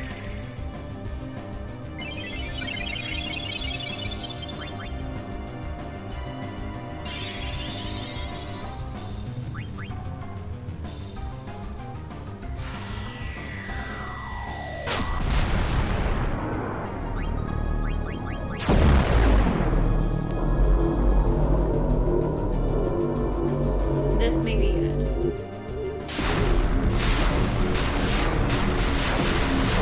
at the very least, I don't have to run. It's just status effects, so I have to I'm kidding, yes. Alright. She just... Oh no! And he's on the doom counter. He's frozen. Oh, he's got stop.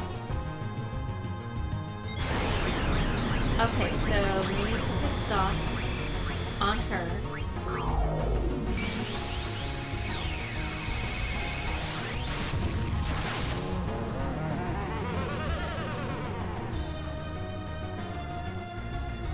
He's fine. Everything's fine.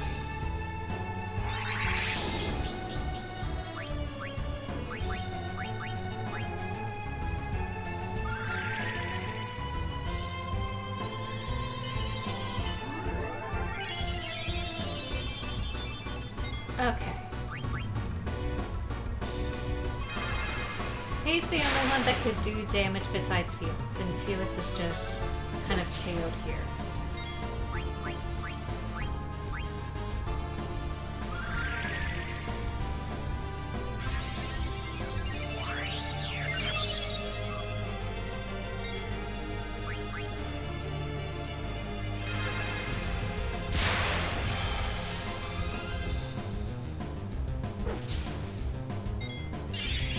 Just not sure how I could like...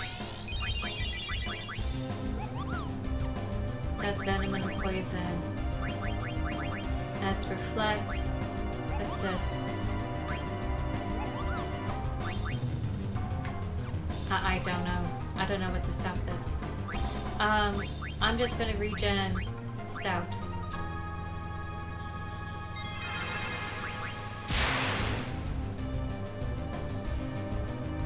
Yeah, he kind of needs that.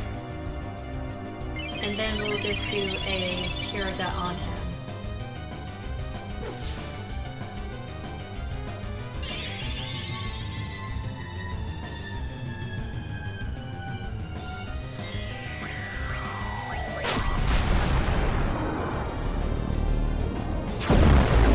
Assuming she'll make it.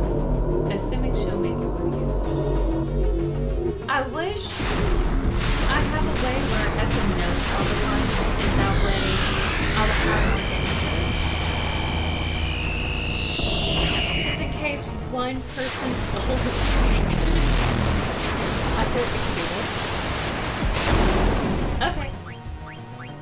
just do this.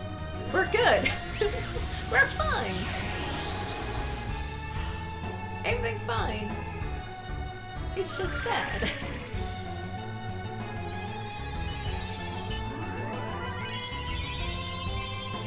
Oh, okay, she can cure him. He's just... I don't know what the stuff is.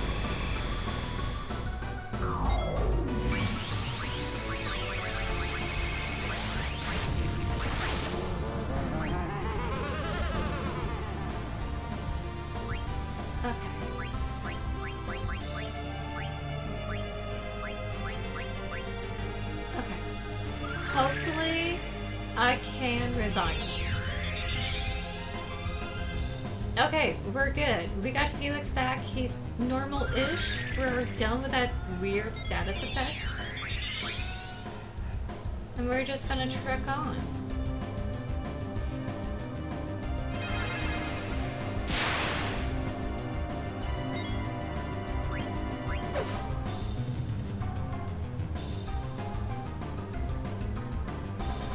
Why defy your fate? Are we done?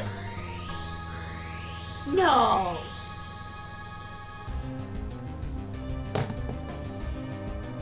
Really? Is the will to live that powerful?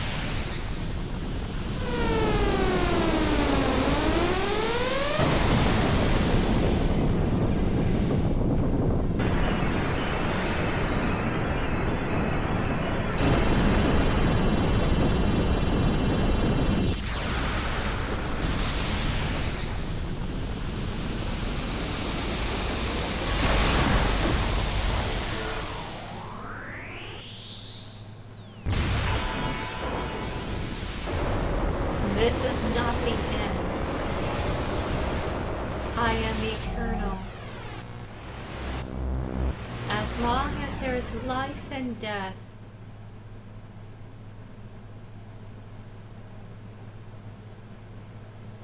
Oh shit! I defeated Necron!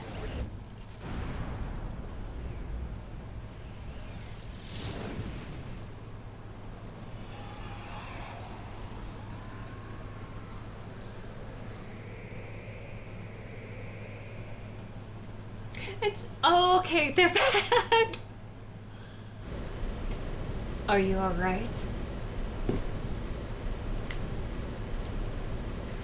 Yeah, but look at what's happening. So, what Kuja said was true. The Aphid tree is beginning its violent reaction. What's gonna happen? I don't know. But it doesn't look good.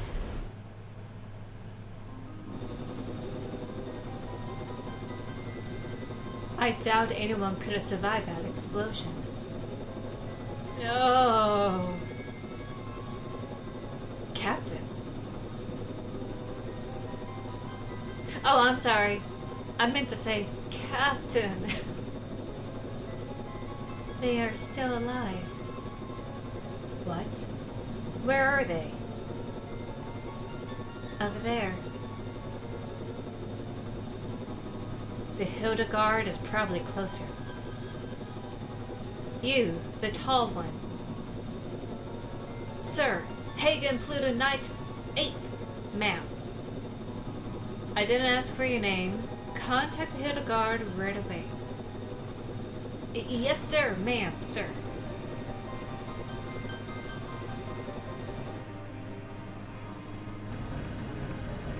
Please be alive. Sir! Oh, sire! We're receiving a transmission from the Red Rose. Punch it up on the main line.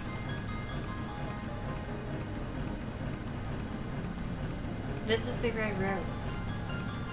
You're not General Beatrix. Who are you? My name is Mikoto. Everyone is alive. You're very close to them. What? How do you know? I can hear him. Who? got to land immediately.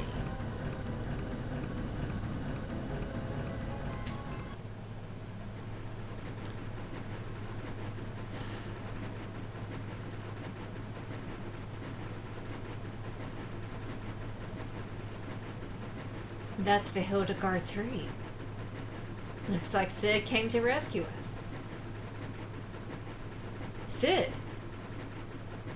Thank heavens you're all safe. Come quickly. We don't have much time.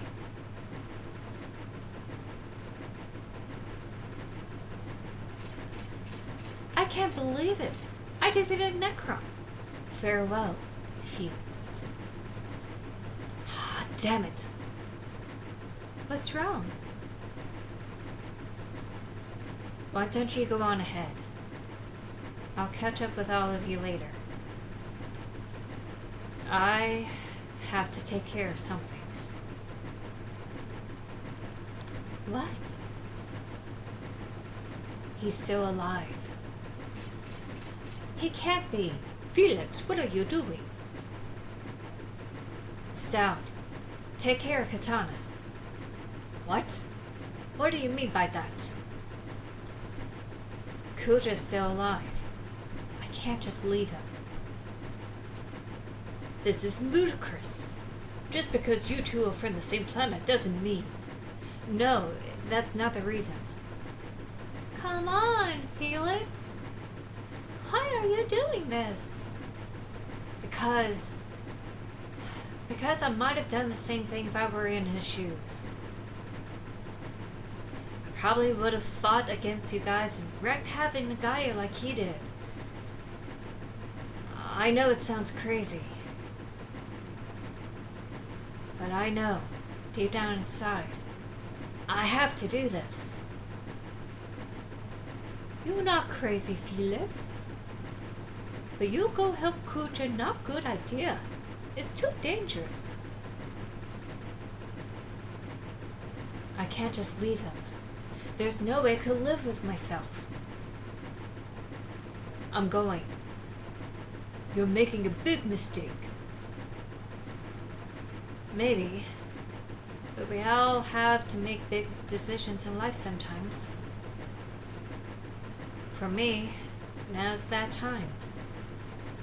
I have to face up to it, just like Vivi did when he confronted his fears to find out about himself. That was a big decision for Vivi. I don't know about that. I don't think it was really a big deal. That's what you think, but I might not be doing this if it weren't for you. You definitely taught me to take life more seriously.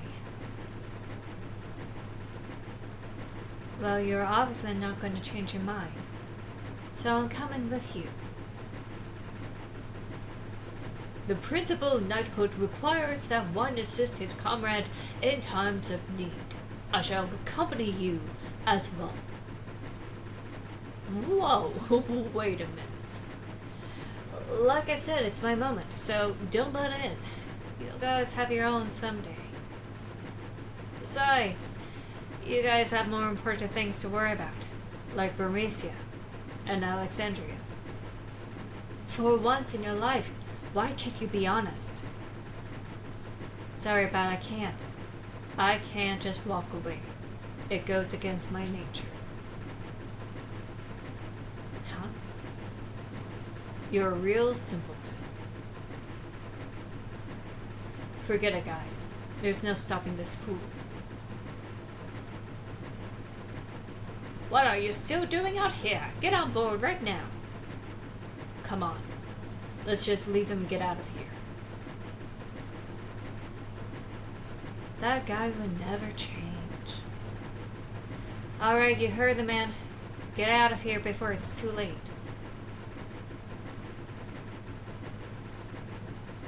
Felix, I love you. You better come back. Felix, I need eat more different food. I'm still hungry. You need come back, take me more places, show me more food.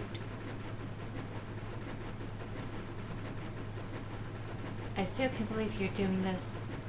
You've changed, Felix. Till we meet again. Felix, you taught me another big lesson in life. Thanks.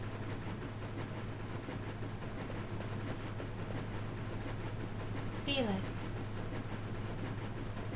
Princess, we must go.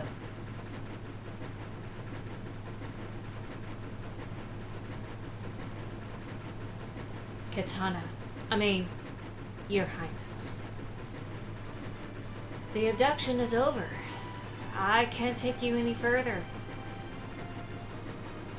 I'm sorry for being so selfish.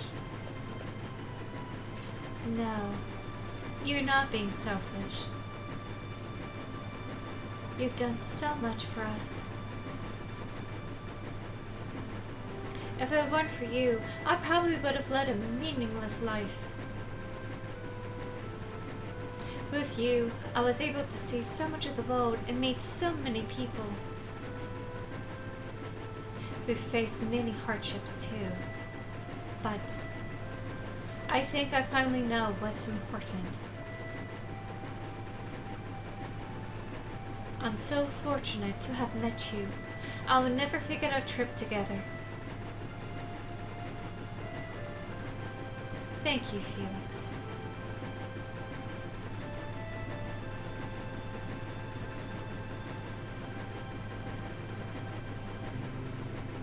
Promise me one thing. Please come back.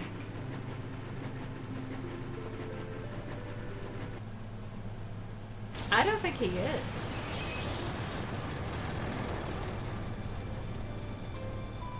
Oh man. I don't think he's gonna come back.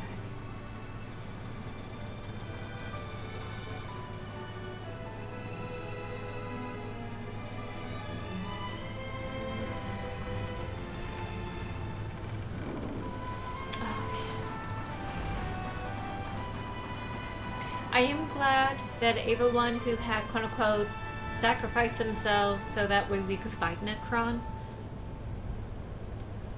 is able to come back and everyone is together, so I'm happy about that. Kuja, can you hear me? I'm coming to get you. You still have time. Forget about me and go. Just shut up and stay where you are. I don't understand you. Okay, here goes nothing.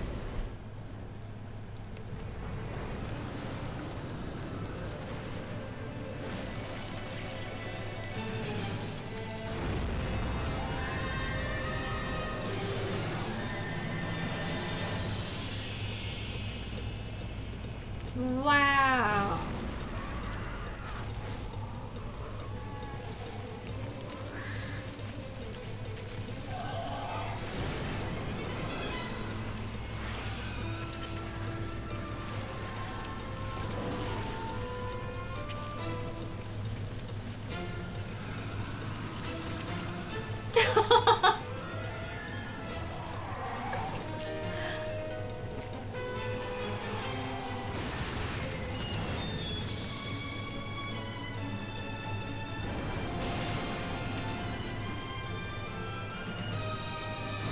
Yeah, if it wasn't Kuja going against Garland and his designs, I do think it would have been Felix trying to like rock the boat and saying, hey, knock it off.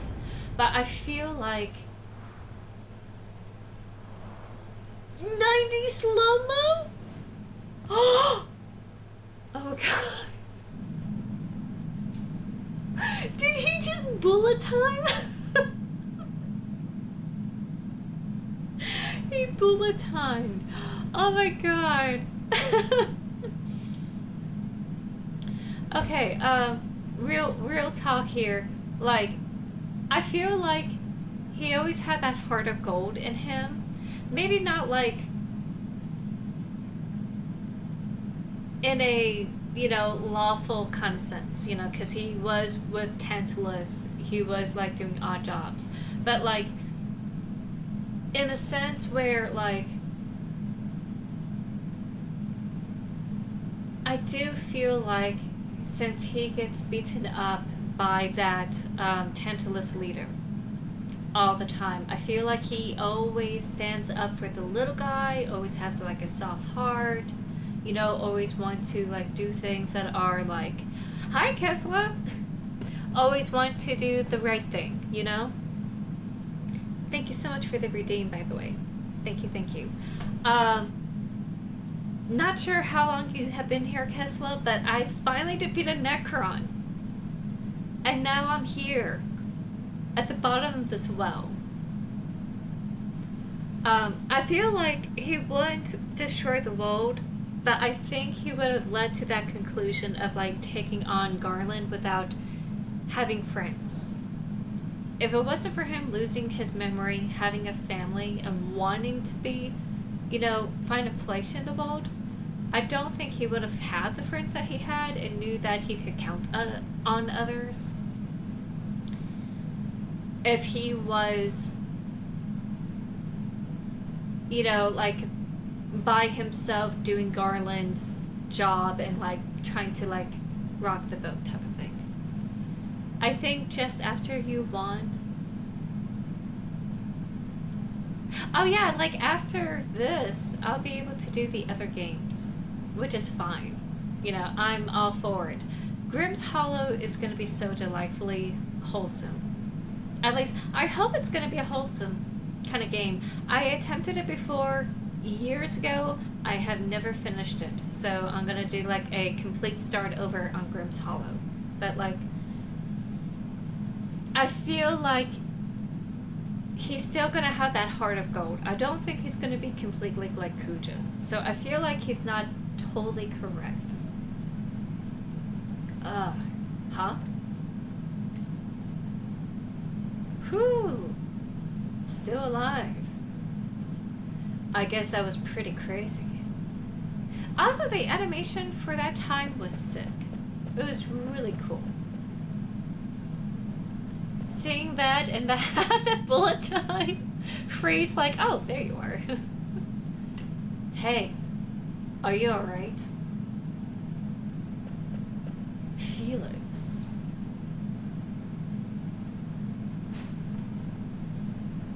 What are you doing here? I thought I told you to go. Wouldn't you do the same for me if you knew I was dying?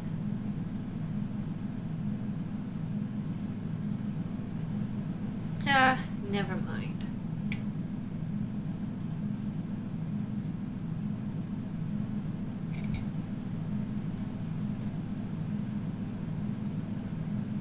Your comrades were able to escape?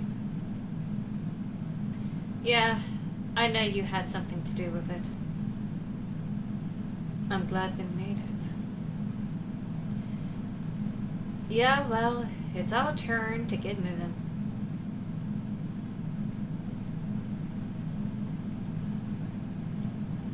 I don't deserve to live after all that I've done. Oh, after they defeated Necron, Kuja did came back, along with all of them. I'm useless to this world. No one's useless. You helped us escape, remember? Honestly, they'll just have him go on war crime trials and execute him. So I don't know, Felix. I don't know, having him coming back is actually going to be a good thing. After you guys beat me, I had nothing left. Nothing more to lose. Then I realized what it means to live. I guess I was too late. Did he just... Oh no, he passed out. He's breathing. He's fine. Hey, don't you go dying on me, alright? Huh? More animation sequences. Oh, you better, like, pick him up and get going, Felix. What?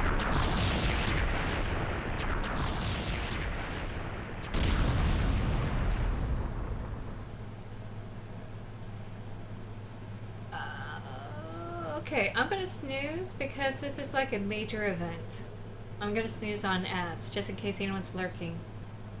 Kuja, what you did was wrong.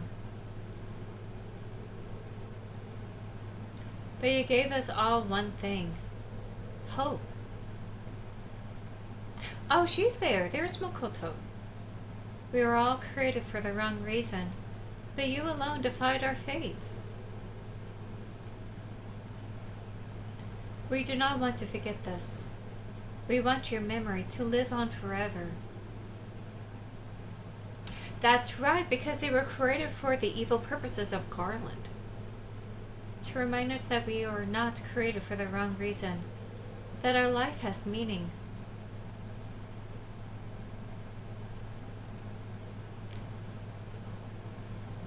Sometime later. There's Vivi! Is it going to a play? So, this is Alexandria. Ah! Pick up the pace, will ya? I don't believe it, Vivi. Vivi? How do you know that name? What are you talking about? It's me, Puck. How could you forget me? Puck? You know, Puck. The Prince in Burmecia? Oh, come on, what's wrong with you? If you're not Vivi, then who are you? I'm Vivi's son. Yow! Look at all the babies! How? How? How? I always talked about you, Felix. How you were a very special person to us. Because you taught us all how important life is. Did Iron Chef and Vivi hooked up? Xena, you're leaving soon, are you not? Yes, I can hardly wait to see everyone. Alexandria, I went there many years ago.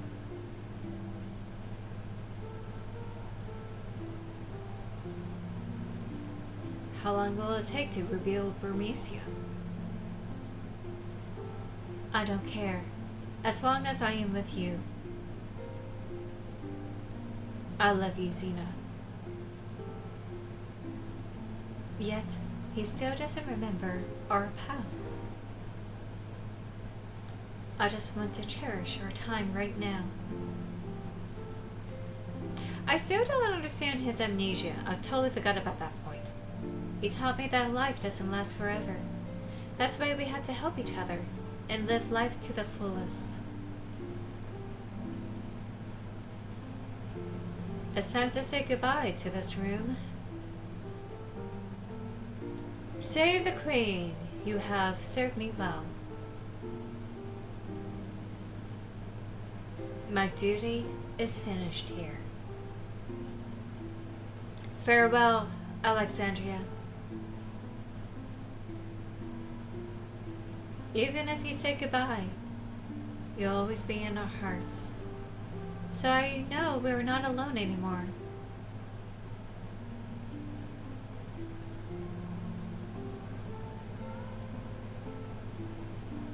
Hey.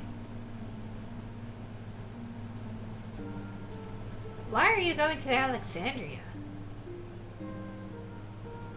You're not going?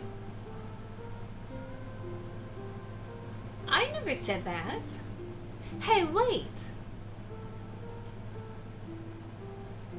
Why I was born, how I wanted to live. Thanks for giving me time to think.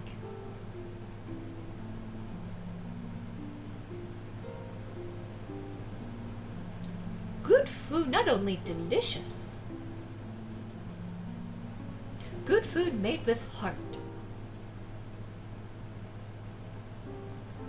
This very important when cooking for friends. Okay, so Iron Chef is in the castle. To keep doing what you set your heart on. It's a very hard thing to do. We were all so courageous. Hurry, hurry! We gotta get there before the play begins. There is no need to worry. The theater ship is no match for my new ship. The new Hildegard is the fastest ship ever. Do I have to remind you? You said the same thing about the theater ship.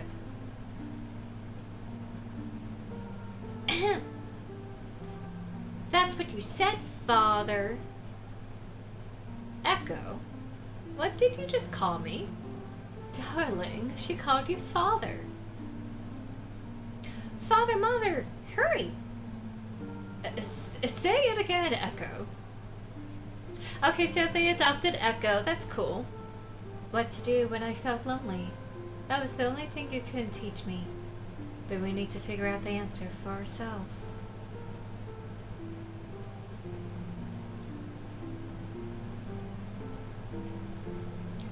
Beatrix. Where are you going? Please don't ask. My mind is already set. Wait, listen to me. His heart is thumping. I never wish to lose you again. Stout. Let us protect the queen together. I am so happy I met everyone. I wish we could have gone on more adventures. But I guess we all have to say goodbye someday.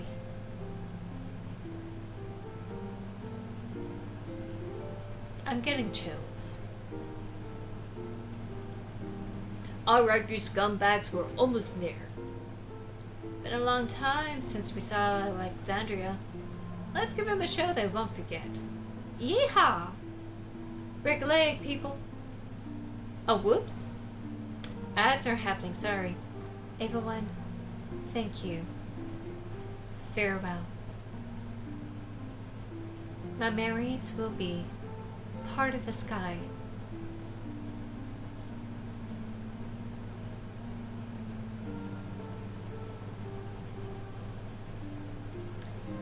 There she is, Queen Garnet.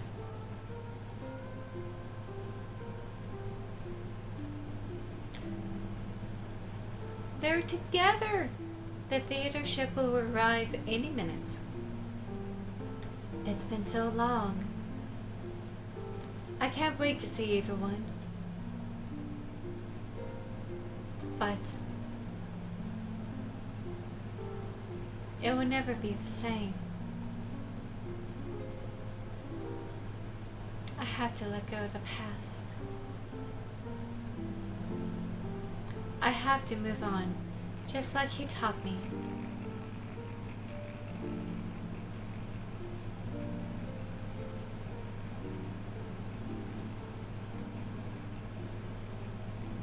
Ladies and gentlemen, tonight's performance is a story that takes place long, long ago.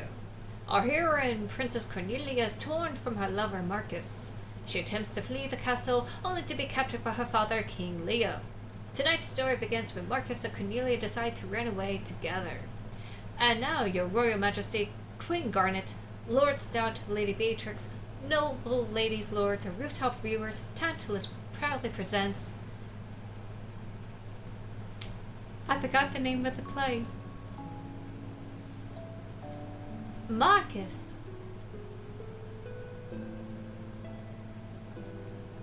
Sweet Marcus, I feel I love thee more than I could.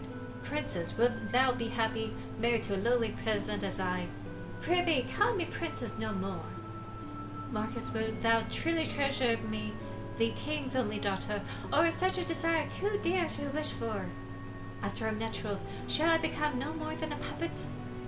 A mindless puppet, never to laugh, never to cry. I wish to live life under the sky. At times I shall laugh, at other times cry, for no life is more insecure than living a life of masquerade. I can't keep up with this. Cast away the trappings of royalty, and I shall swaddle thee in a gown of pure love. Never again will I part from thee. Pray, my love, make me thy canary to keep forever in the cage. I forgot the rest.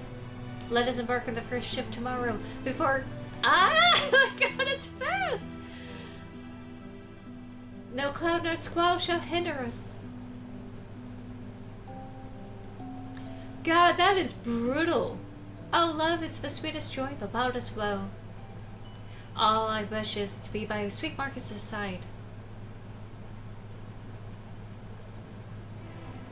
Fie, I shall be a boar again and never will I let their plans come to fruition. It's on auto. I don't know what's going on. Good day to you, princess.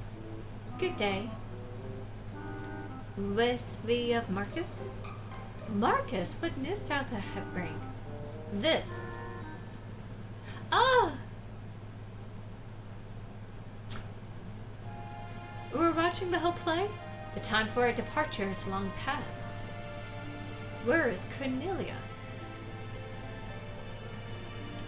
Marcus, the ship soon embarks. Board ye this but alone, and the peace can come to both kingdoms, as Blank says. Speak, Marcus. She told me that she could not live without me.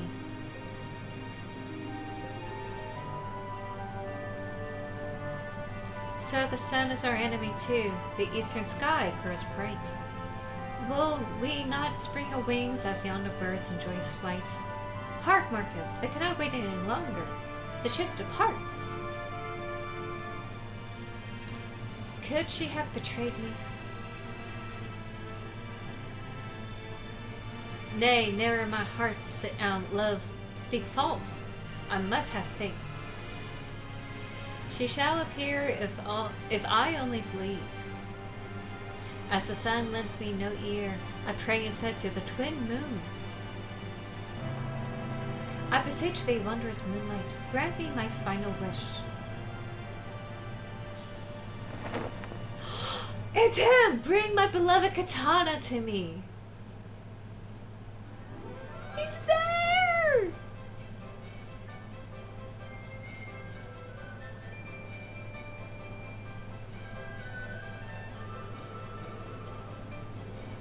What?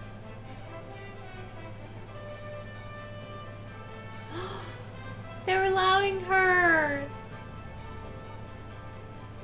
Okay, so he is alive. That jokester, he could have just...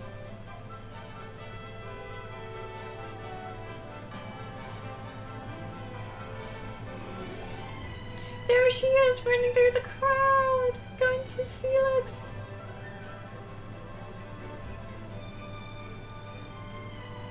I like that it's, even though they know it's the queen, no one is saying like move for the queen or whatever.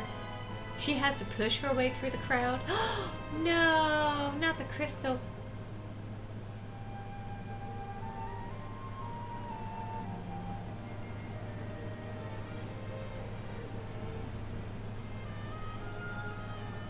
No, she rejects it. She goes to Felix.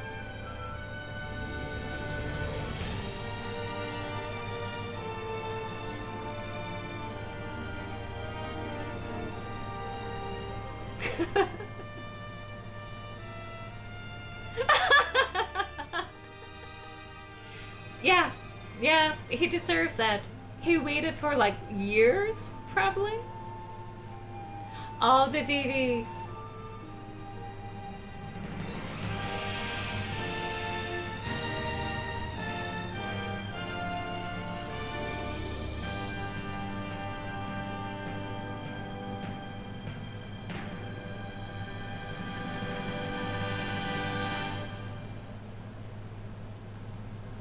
How did you survive? I didn't have a choice. I had to live. I wanted to come home to you. So, I sing your song. Our song.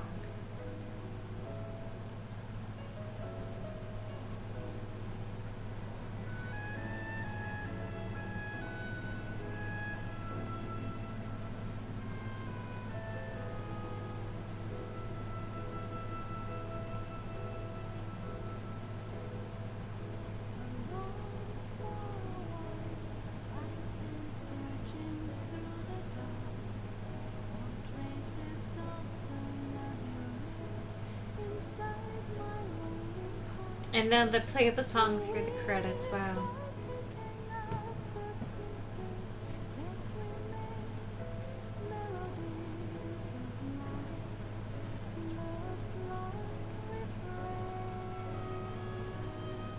Because she was singing in Limblom, if I remember right.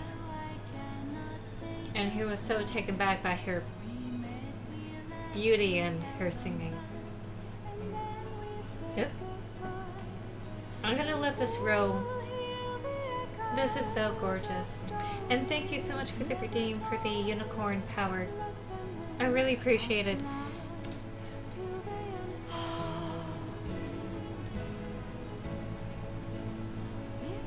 I honestly thought I was not going to defeat Necron with that group because I totally forgot about the buffs switching to it.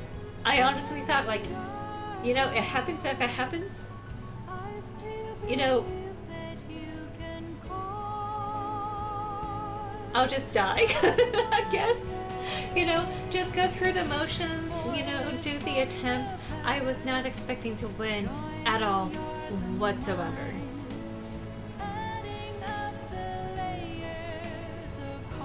Now, after this, I probably will do some tarot. That will give me enough time to get back into it. Wow. I knew it was close, but I didn't realize that was it.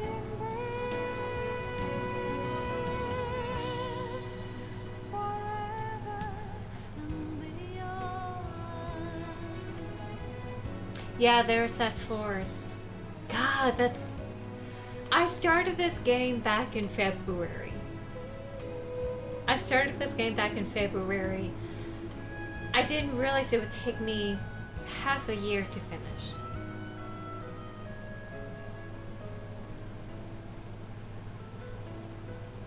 It would have been shorter if I was able to do it like more than once a week.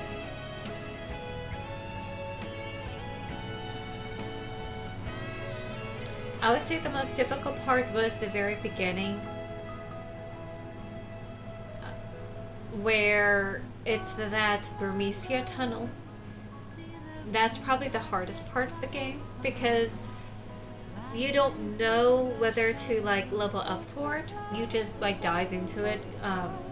I should have just leveled up before I dive into it, and that would have been easier for me. But honestly, I feel like that was the hardest part. That and Necron. The card game wasn't bad. I'm not really great at the card game, but it was... I feel like that was a fluke. Winning that tournament.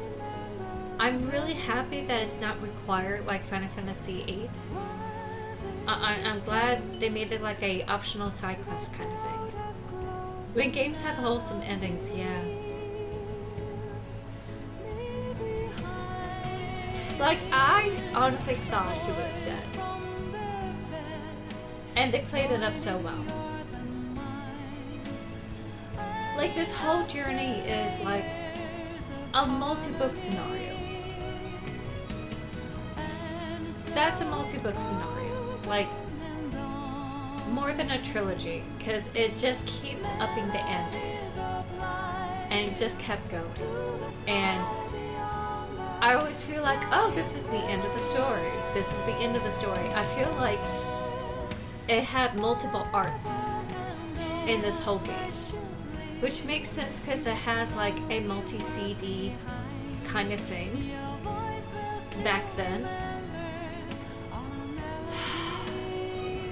The whole thing with the ending with Necron, the Pandemonium, was its own CD.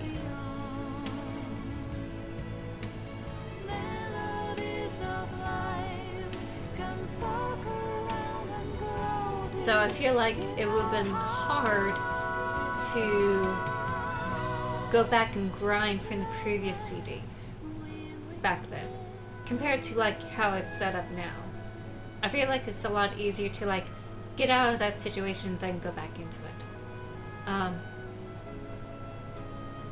Game system not bad, you know, like I I hate grinding for levels and like taking such a long time away from the story to the point where you forget where you're going. And here, it was mostly for items, like acquiring items, making sure that you have good enough equipment to face off whatever it is. And so long you took the time to like get those, like a couple of hours, that's it. You'll have enough money to like get what you need. I feel like the whole dragon bit is a little bit excessive, and it's just,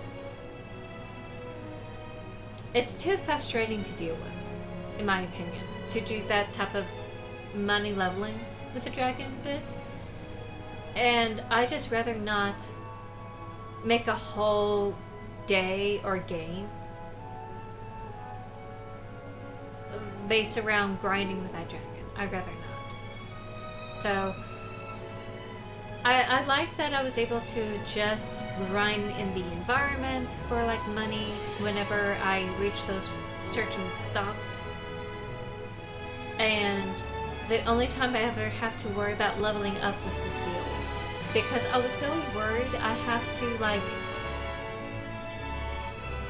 play everyone's party for those seals. Oh, there's Gaia and Terra becoming one right there. Wow. And the crystal! There's the crystal. That always appears in every single Final Fantasy story.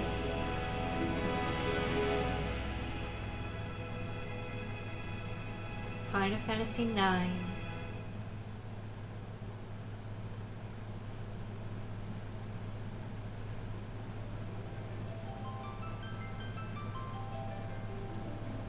Wow. That's awesome. That's incredible. I can see why this is a wonderful game. It's easy to defeat, it's just long. The story really holds its own. For the most part, I love the themes of the story. It ironically, not ironically, like a weird coincidence that it's lining up with the story themes of the next book, The Mannequin Queen, where it deals with the idea that you were born as a doll, born as a synthetic being, and you're trying to like be your own person, and the past is like trying to catch up with you. It has similar themes, but I feel like Final Fantasy IX really went all into that thing, with Vivi being created by Kuja and all the other black mages, and like learning that Vivi is a living doll of sorts, and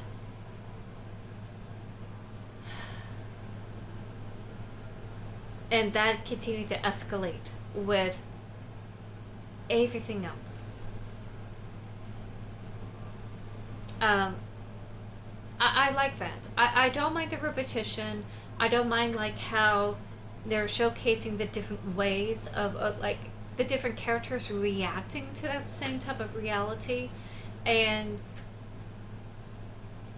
I guess also like the idea of the doll aesthetic, like not aesthetic, like theme of being a doll, in the sense where like you are being in a cage, you know, and only a puppet for someone else's uses, like Garnet, like Stout, like everyone else was being used and manipulated by like people who were more powerful than them, and they entrusted them with their care, and they were manipulated.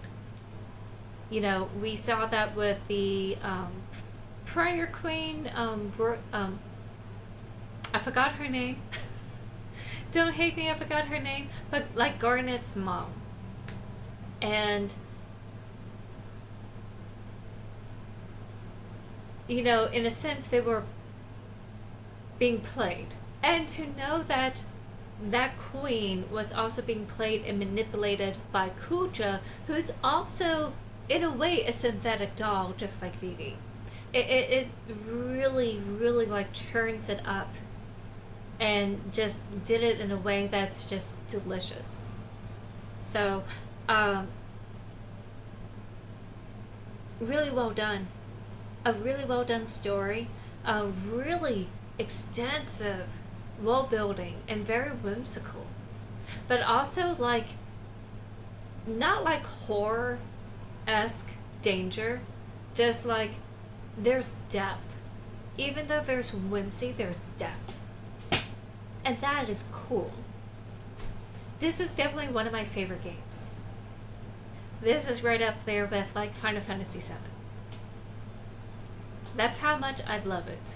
I don't think it's going to remove Final Fantasy VII, you know, because I do love the themes of Final Fantasy VII dealing with capitalism and pollution of the planet, the lies and manipulation of government. You know, I still love 7, and I still love the like remakes, but this has its own unique spin of its own different themes. I feel like 8, I feel like the themes are not too strong in 8, and I think I'm just not reading it right when I was playing 8 a long time ago. Because they were dealing with this time situation and amnesia. And like found family and like being lost and finding love. It got a little bit, it wasn't like quite apparent compared to like 7 and 9. And I feel like with 9 they were able to like continue like having a very thematic games and just like continue on from there. But I don't know, this is one of my favorites. I love a strongly thematic story like this. This is cool. I love it. And man, like, it's fantastic. I enjoy playing it. There are times I was frustrated, you know, but like, who knew Iron Chef was going to be the key? Who knew Iron Chef was going to be the key? That saves everyone. It's a good thing I managed to have Autolife, you know? That I somehow, along the way, I wasn't even trying to find Autolife. I didn't know I was heading into this. I just, like, keep having Iron Chef in rotation and just try to consume everything. And, like, manage to have Autolife in the pocket. Otherwise, I was looking like, I don't know, I'm gonna have to grind for Autolife, I guess, after like this failed attempt with Necron. And it finally happened, so, yeah. I'm gonna go ahead and take a break. I'm gonna switch gears to tarot. I'm not gonna do another game today because, this part of the stream, this will be edited down, but like this part of the stream will be up on YouTube, and next stream I'll play some games. This coming Saturday will be tarot, and next week it's going to be tarot games until we go through the list of the backlog games. So, thank you all for watching, and thank you all for joining me on this journey. Whether it was here on Twitch or on YouTube. This is a huge journey for me, going through this game. And this is going to be one of my top favorites, for sure. And you have the plant baby! Aww. I will go ahead and, bring that down when we do some tarot and have that there for you. So I'm gonna do I don't have a screen for BRB where it shows the camera for BRB, because it's just this. So that would be hard. Um, but I will have the plant baby when I do some tarot. Don't worry. So, I'm gonna switch gears. Thank you all so much for watching Final Fantasy IX. And if you're wanting for some tarot, just stick around. I'll go ahead and do that. So, I'll be right back. And thank you all so much for watching.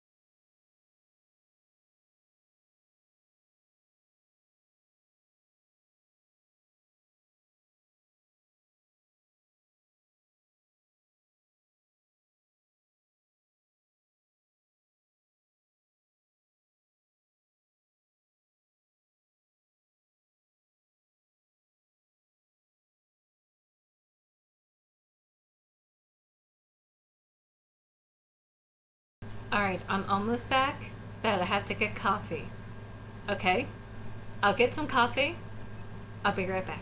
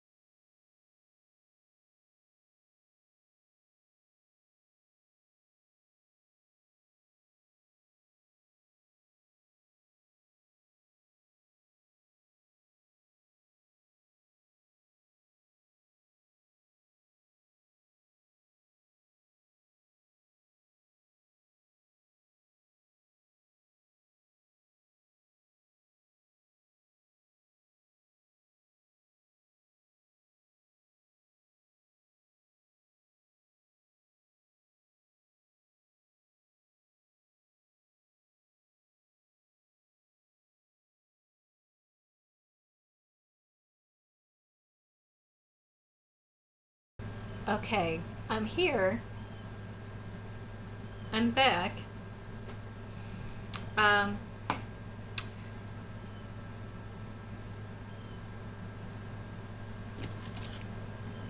it's a little hazier to me. I think it's pretty cloudy. So let me just turn this down just a smidge. There we go. Okay, so I have a little bit of ambient light here. Was not expecting that. Okay. Got my cheese. Got my coffee.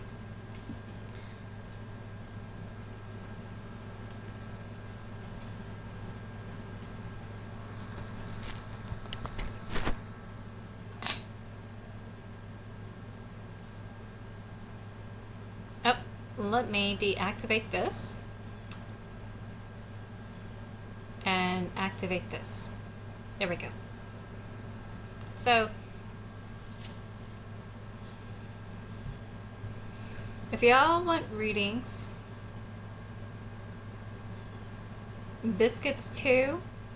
No, I don't have cookies or biscuits.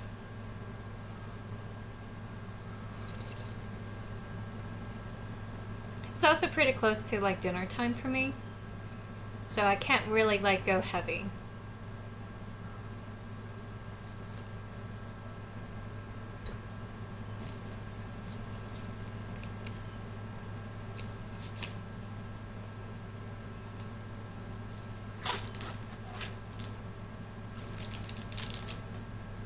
kind of eat a little bit. Probably like switch over to this view since I don't have my cards out yet. God, it is hazy. It is really hazy.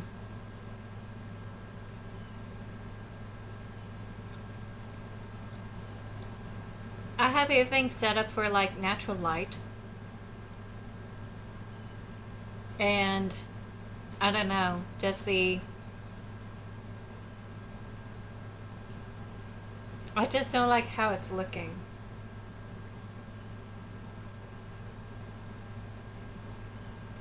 I can't go too far on the lighting here because it really washes out the cards on the desk.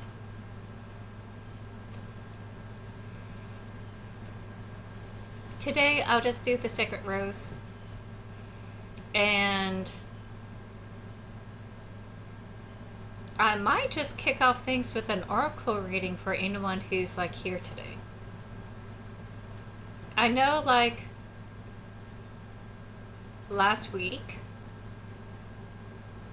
I just felt like I wanted to work with Queen Mab, but I think it was just me being very anxious.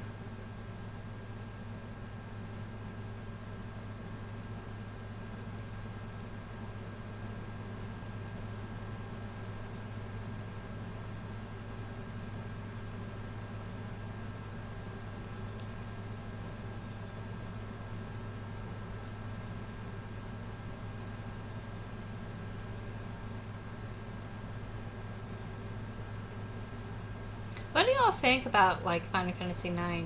Because I know y'all like love it so much. You played it when you were a kid. I feel I don't know how to feel about it. It's a good feeling. I will say it's a good feeling, and I'm like super thrilled. Let me just try to scoot back into the back of my seat here. I feel elated, you know? Not like in a celebratory kind of mood, but like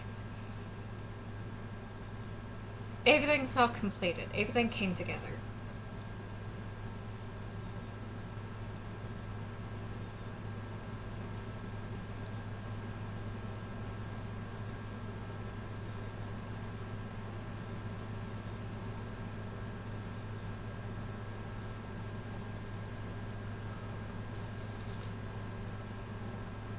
Oh, you have Pokemon Red and Yellow.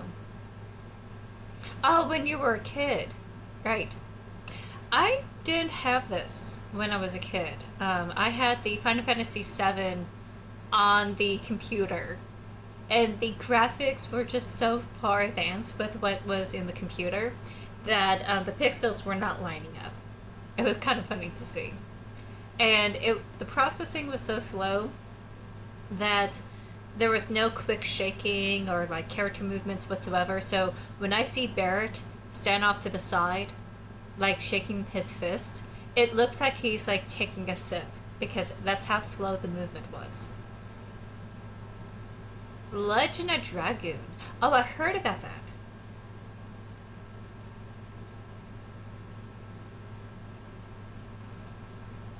Wait, no, I'm thinking of Chrono Trigger. I played Shining Force, one of the early ones. Let's see. My childhood is like the 90s.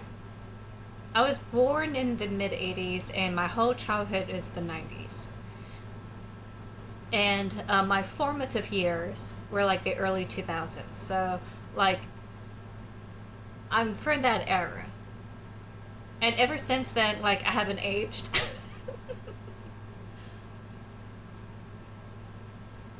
Everyone thinks, like, I'm way younger than I really am.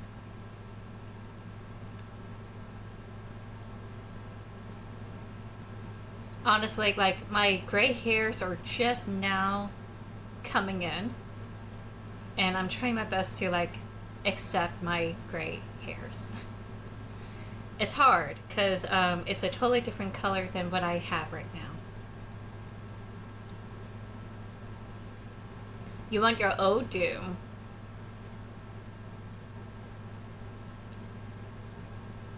Oh, it's a different sensation after the Windows 97. Man,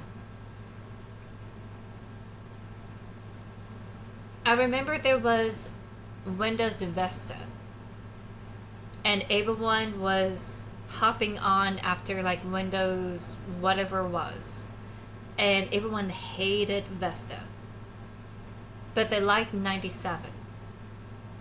And I remember hearing that when I was like growing up, and my parents would like look at each other after seeing the news talking about like the upgrade headaches. Oh, to think like computer updates actually like hit the news, you know. I remember them looking at each other over dinner and going like, I'm glad we didn't upgrade. And we waited until XP came out, which wasn't too far from like the prior system interface wise.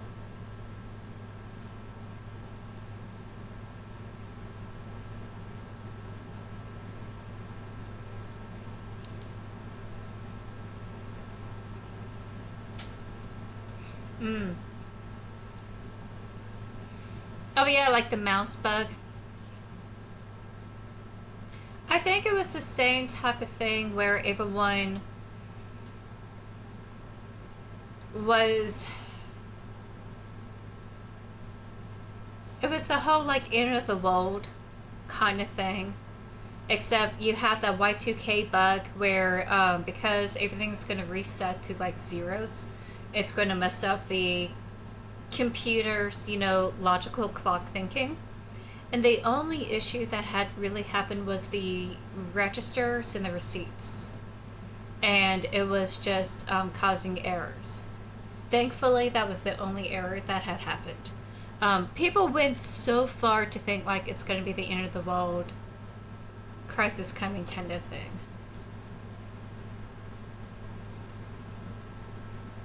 It was the same type of hype and sensationalization as the Mayan calendar thing.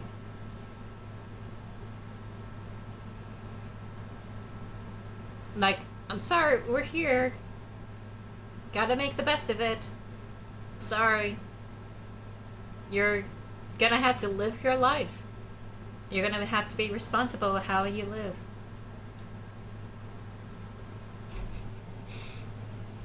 I forgot people were like doing storm shelters.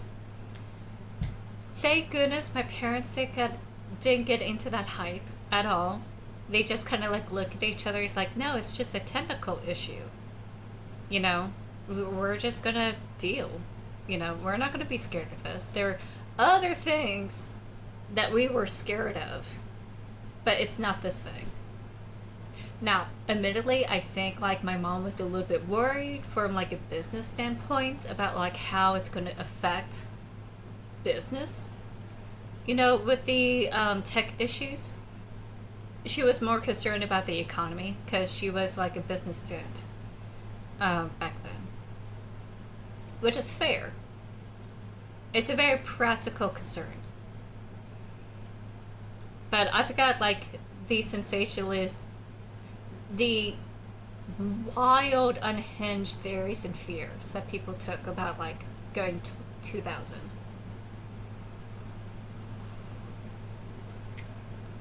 I will have to say, it did become a totally different era for us.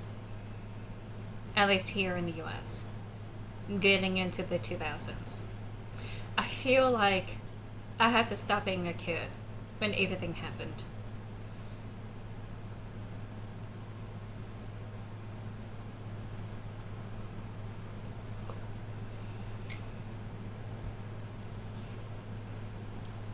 Empty Elysees.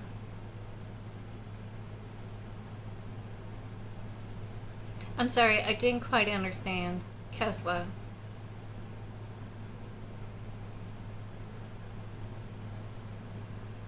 My apologies, I can't quite understand that. I'm ready to go ahead and do some article readings. I'm going to figure out which one wants to do empty store shelves. Yeah, because they thought it was going to be like a weird disaster that because everything is going to go like to zero, whatever, there's no recovery, so everyone just thought, oh my god, like every man for themselves, jump the ship kind of situation. So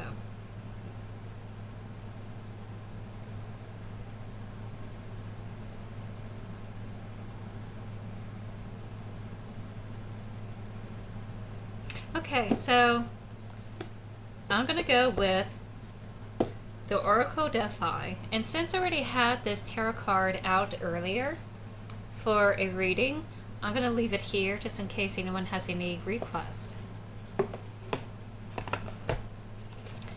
And if anyone wants a request, it would be through the channel points. Now I turned the saturation down just because it was like super strong earlier. So in fact, I may just turn it back up. Everything's just weirdly hazy. And trying to find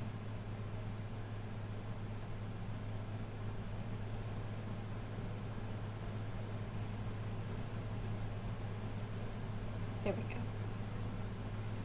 Oh yes, I'm so sorry. Next on the list is going to be the holly sapling.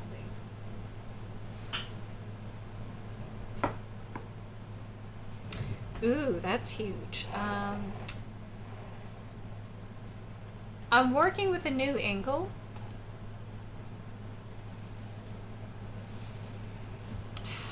It's very close to the desk.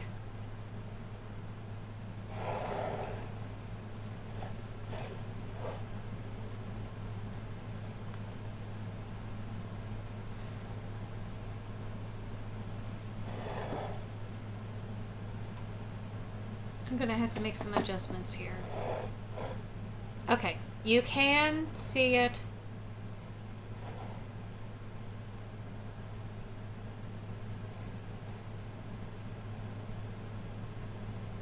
I just have to have space for the cards. Okay, there we go. So, there you go.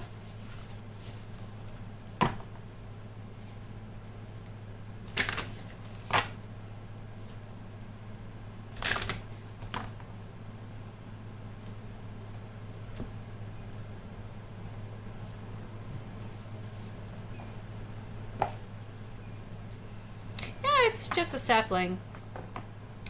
It's doing remarkably well, all considering that the soil in the pot is like really small for it. I'm waiting until next year to like replant it, but I'm going to like research when to like replant it, because the pot is just a little bit small for it. I mean, it has stabilized. It's doing very well. Oh! I forgot about this. There we go.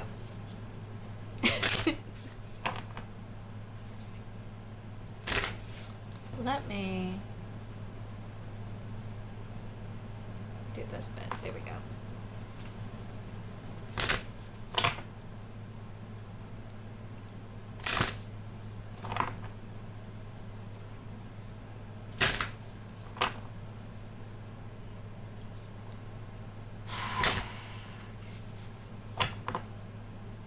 I never thought I would complete FF9 today. And now that I did it, I don't know what to do.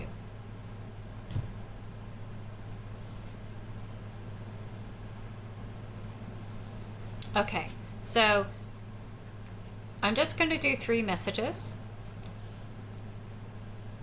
So we have Magic Maker, Nurturer, and Strategist.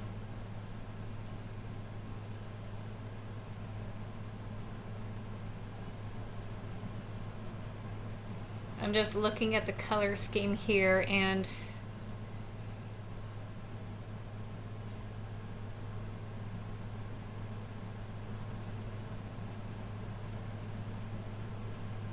I'm gonna have to figure out the camera angle later. It's gonna be a work in progress.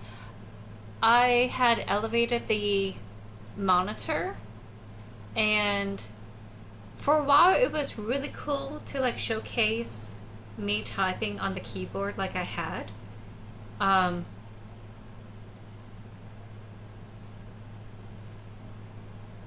don't know. I feel like this angle is not where I want it to be.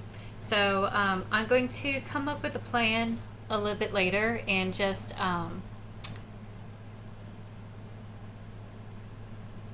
figure things out with the camera angle. So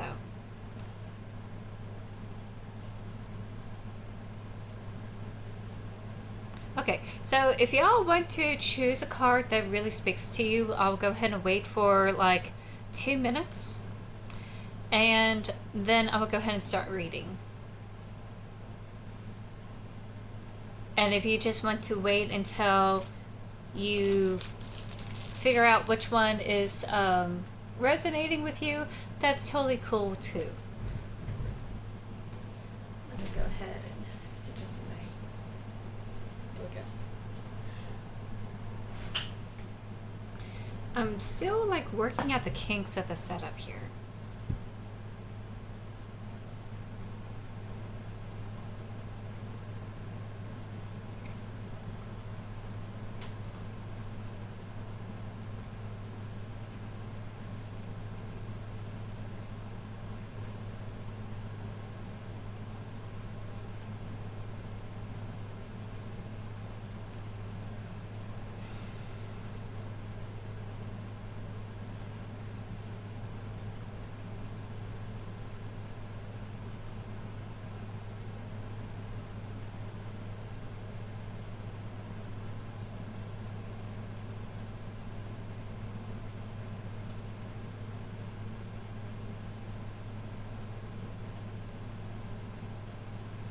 I still like the emotes that you have. It's really cool.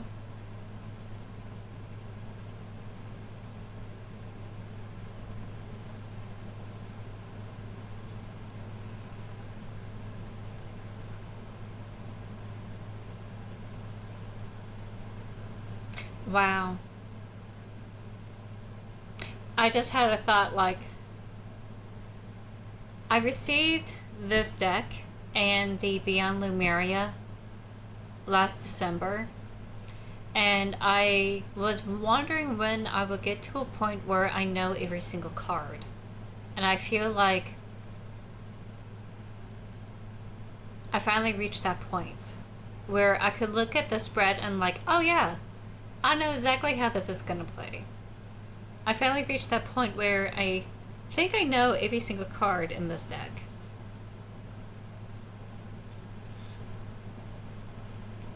Two head bobs. Okay, I think I waited long enough where I could start reading this, but I just want to check to see if there's any card in the deck that I am not familiar with. Probably the Oracle card here. And the Alchemist. And the Mystic. Just because those are not shown often.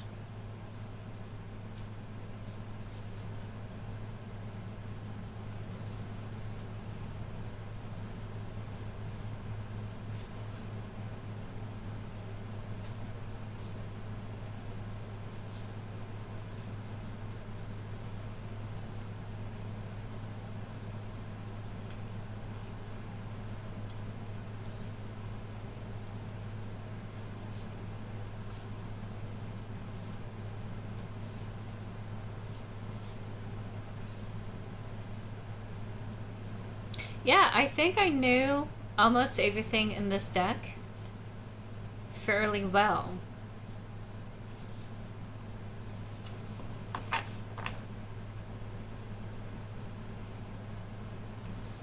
Okay.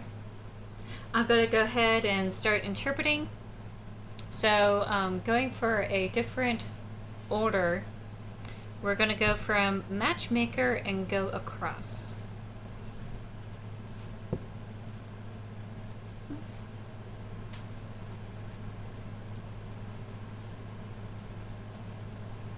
And these are just messages of the day. You could take it, you could leave it. If it really resonates with you, as in oh wow, I feel like I needed to hear that today, that's the message that you need to hear. Ooh, ads are starting. I don't think so. I'm going to snooze ads for this type of reading here.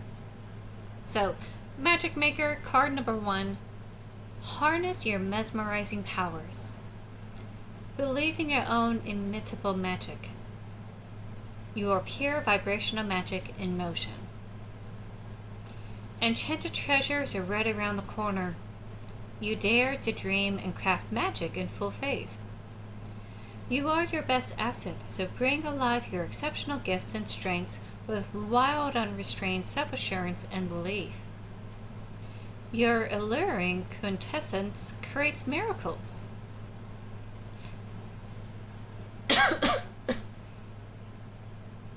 Sorry.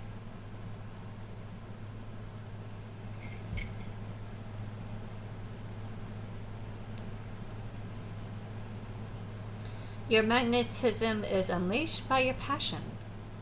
This is how you attract electrifying opportunities to create your soul's desires. Become abundant in your energetic frequency happens long before attaining prosperity in your bank account. Change your quantum field with a strong belief in yourself and unfathomable desire. Awaken all your senses to summon your wishes into the sacred now. Make your vision bigger than your doubt or fear. Focus on what you love. Invest in yourself. Fully show up, jump all in, and manifest magic. Goddess Circe is the most powerful and strikingly exquisite witch of Greek mythology. As a lover of natural magic, she can captivate the power of nature, brew herbal potions, and transform energies with her magical touch. You share Circe's supernatural strengths and healing abilities. Consequently, she guides you to craft your own special magic. It is time to heal your inherited witch's wounds. It's perfectly safe to reveal your magical powers in this lifetime. You are a sparkly light in the world with extraordinary gifts. Trust in your innate magic and connection to the source. Back yourself. Gracefully release any uncertainty and leap in the direction of your destiny. Worrying about how it will all play out only delays the manifestation process. Move past overthinking and procrastination. You can overcome any obstacle. One step at a time, you've got this. Stay in your own lane, focus in your own mystical pathway, and do not get distracted with poisonous gossip. Comparison and competition. Do not be tempted to seek outside approval. It is not necessary to tell anyone what you're doing until it is done. External influences may dilute your intention and throw you off track. Trust is the foundation of all phenomenal and close-knit covens and communities. Shield yourself from negative naysayers and surround yourself with genuine and supportive networks instead. Keep your inner circle small, yet robust and sincere. Come together and celebrate your wins. Okay. So, it's one way of changing your mindset so that way you won't trip over yourself as you're trying to make something happen, aka make magic. This is behind the scenes work. This is trying to bring forth a project that's going to be published, or a creative endeavor that hasn't been announced yet. you're working out the logistics behind the scenes, etc. So it's that kind of magic that's going on here. It's also like advising you to like not compare yourself with others, to stay in your own lane, as in like focus, lock in. Don't worry about what everyone else is doing. It's not your problem. The problem is like the task that's in front of you. And anyone who's trying to like distract you, trying to be a naysayer, trying to like do whatever it is to like throw you off track, ignore them, because it's not for them. It's for you and for anyone that's going to benefit from this. So, yeah, keep on going. Have a small group of people that really support you or what you're doing, and keep on trucking and create that magic. Now, ads are going to kick in a couple of minutes, so I'm going to let them play. And just in case y'all were wondering about the sirens, that's just letting everyone know about the, the thunderstorm that's coming in. In fact, I'm gonna kick up the lighting here. There we go. Because it's just a little bit cloudy. So, there we go.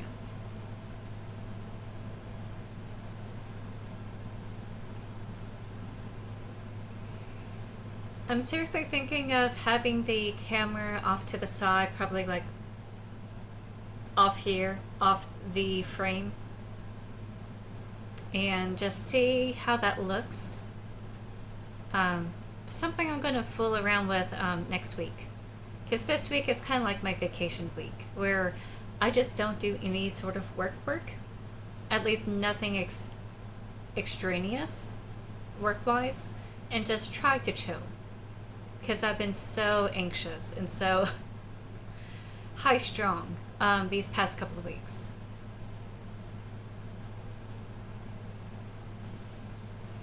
I have a lot of stuff that I'm going to juggle with. I mean, it's a good thing. It's a good issue, but it requires some juggling. And I'm going to have to manage how to, like, keep everything up in the air.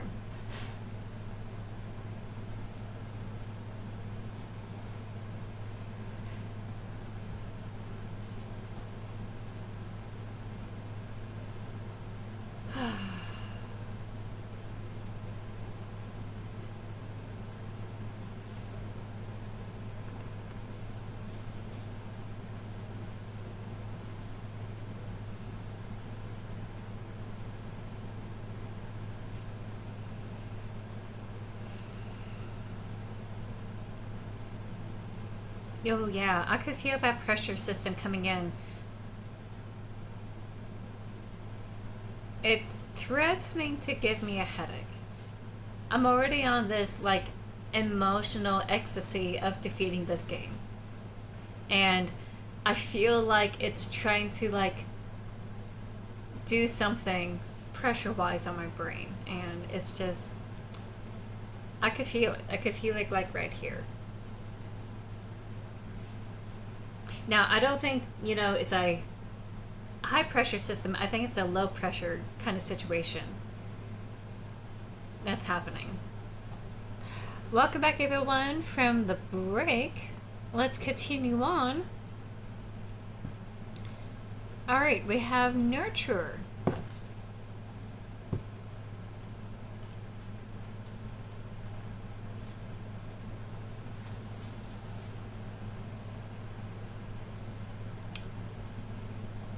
The cosmos kisses Gaia as new life springs from fertile soil.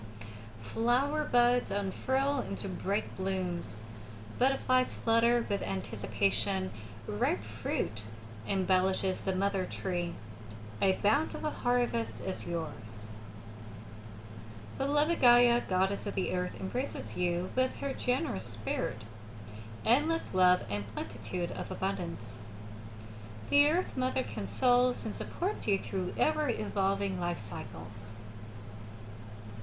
A fertile beginning is coming your way, but to fully embrace it, you must authentically love, cherish, and accept every aspect of yourself. Listen to the wisdom of your body to support yourself in nourishing ways. Mothering yourself and receiving with love and gratitude cultivates heaven on earth.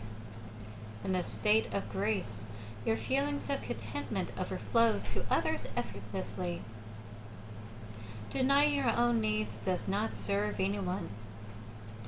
Like Gaia, you have the capacity to create life on earth. Nurture your soulful creations to fruition, whether this takes the form of a project, idea, or a child. Stay grounded to anchor your vision. It all begins with a pollinated seed. A creative concept and an inborn wisdom. Cultivating new growth through to full term is a labor of love. Know that your groundwork and determination will bear abundant fruit. As the personification of the earth, Gaia is an all-knowing and nourishes life without hesitation or obligation. She is the midwife that supports you through your labor of love. Seek her guidance by spending time outdoors, surrounded by the magnificent beauty of the earth. Home in the arms of the Sacred Mother, you flourish and thrive in unison with her breath, seasons, and endless bounty. Okay.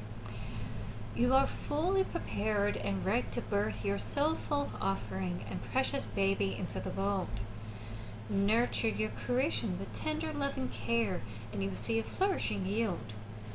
There is plenty of space for you and your creations. Okay, so anyone having doubts about this idea or project that they're working on? And if this really resonates with you, keep going. Continue to work on it.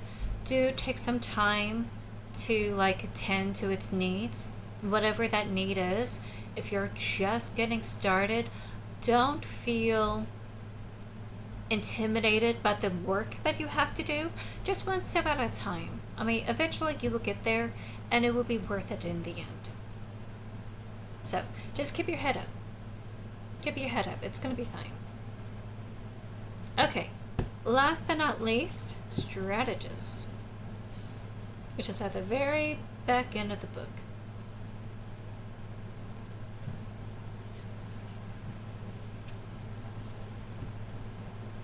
Desire for knowledge evolves the soul. To discover true wisdom, think for yourself. Inquisitiveness is exquisite curiosity at play. Socrates, the ancient Greek philosopher who pondered the meaning of life, implores you to be more thoughtful, curious, and open-minded. Embrace your golden halo of wisdom. As a deep thinker, others seek your leadership and intellectual advice. You have a natural gift of making the incredibly complex feel simple, logical, and easy to understand. As a strategic visionary, your balanced approach integrates creative insight and profound inner knowing with common sense tactics to find solutions that benefit everyone. It is time to see the big picture.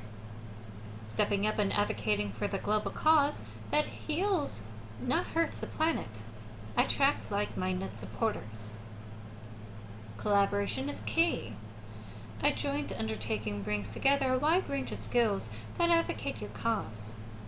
Get clear on your priorities and what is truly needed to support your collective mission.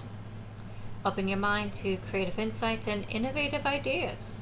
You are part of an evolutionary shift that unites, benefits, and lifts the cosmic vibration. Wonder is the foundation of wisdom, so trust in your own inner knowing to make up your own mind. Be curious, ask questions, explore a wide range of facts and concepts before you make a decision. Unyielding stubbornness prevents you from seeing the opportunities and solutions available to you. It's okay to change your mind and see things from a different perspective. Approaching situations as the observer, not the judge, expands your understanding and wisdom. Being open-minded creates an environment to learn, grow, and discern with a balanced vantage point. Be compassionate. Everyone is doing the best with the cards they have been dealt with. Kind, thoughtful, and respectful communication creates better outcomes for all. When faced with confrontation, stand in your power with empathy. The ability to suspend judgment and see things from other perspectives will serve you well. Okay, so just a little bit of clarity here. Two ways. One, you're probably looking to work together with some people, come together for a project. It requires keeping an open mind and not ruling the roost, so to speak. You're here to collaborate. Everyone is going to have different ideas on how to approach this situation, and everything should be considered when they're placed on the table. Sometimes your way may not be the correct way.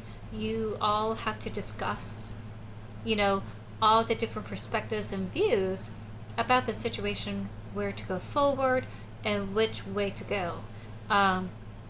It's all about give and take here. And also, keep an open mind. Don't shut yourself off to any sort of ideas that anyone has. Especially if you are asking questions. Because sometimes the answers may not be what you want to hear. And it would be beneficial for you to, learn and grow instead of just being a stick in the mud and not going anywhere.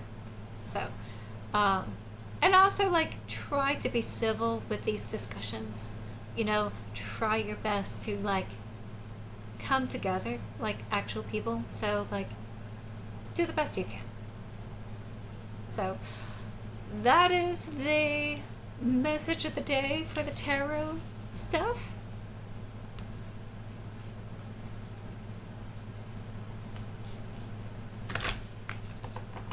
And I hope that is really helpful for all of you who needs to hear it.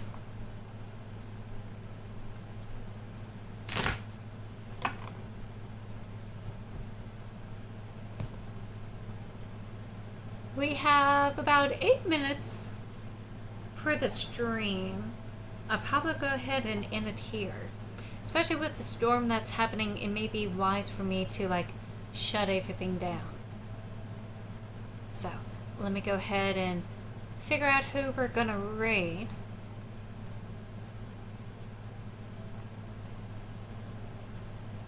Because I know y'all are here for tarot, and today I'm just not able to do a very extensive tarot day because I honestly expected to spend the whole day trying to defeat Necron.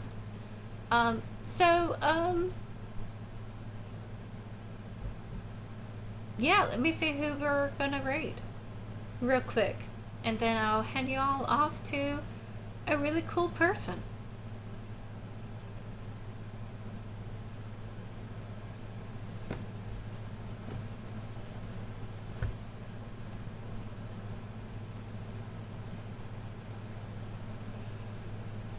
I will have tarot this coming Saturday as I originally planned. Next week, it's going to be a different schedule, and it may be that kind of schedule from here on out, unless I really, really need to do a work with me kind of stream. So I'm planning on doing tarot this coming Saturday and Monday and Wednesday next week. Tarot for 3 days, 3 streams straight. Then I'll play some games, not this coming Saturday, but the next Saturday. And the next one up on the list is Grimm's Hollow, which I'm really excited for. I think it will be a really cool, wholesome game to play. So, let me see who we are going to raid. Let's see. That's Deutsch.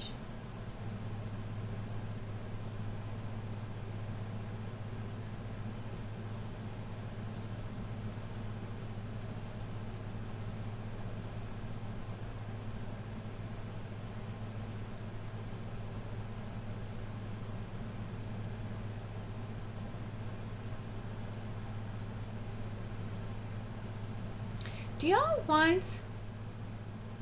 Okay. It's not tarot.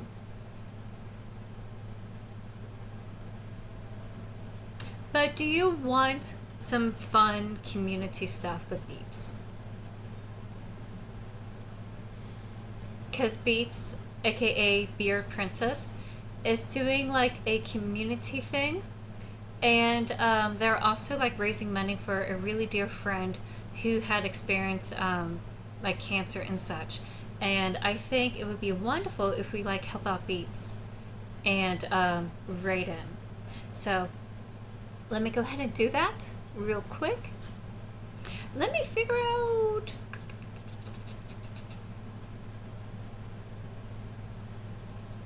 what kind of emotes we should have.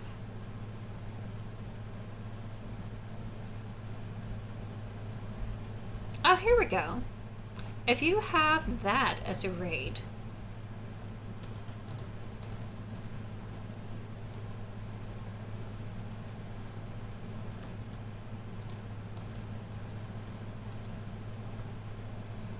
there you go.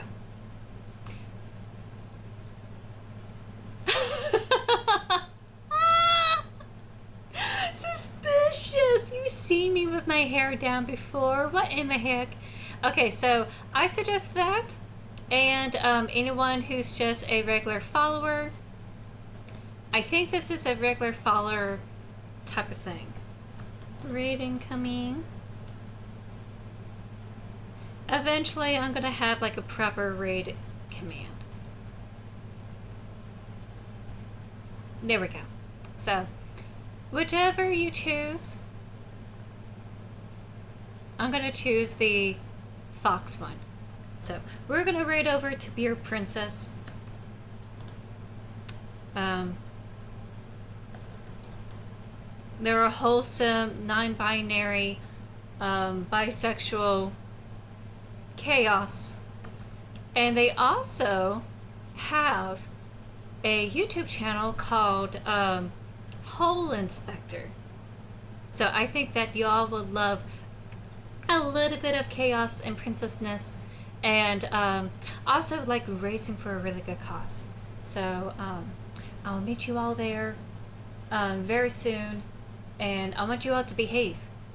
Be chaotic good, and have loads of fun at Beep's channel. So I'll see you all later. I'll do tarot this coming Saturday, and definitely most of next week, and I'll talk to y'all later.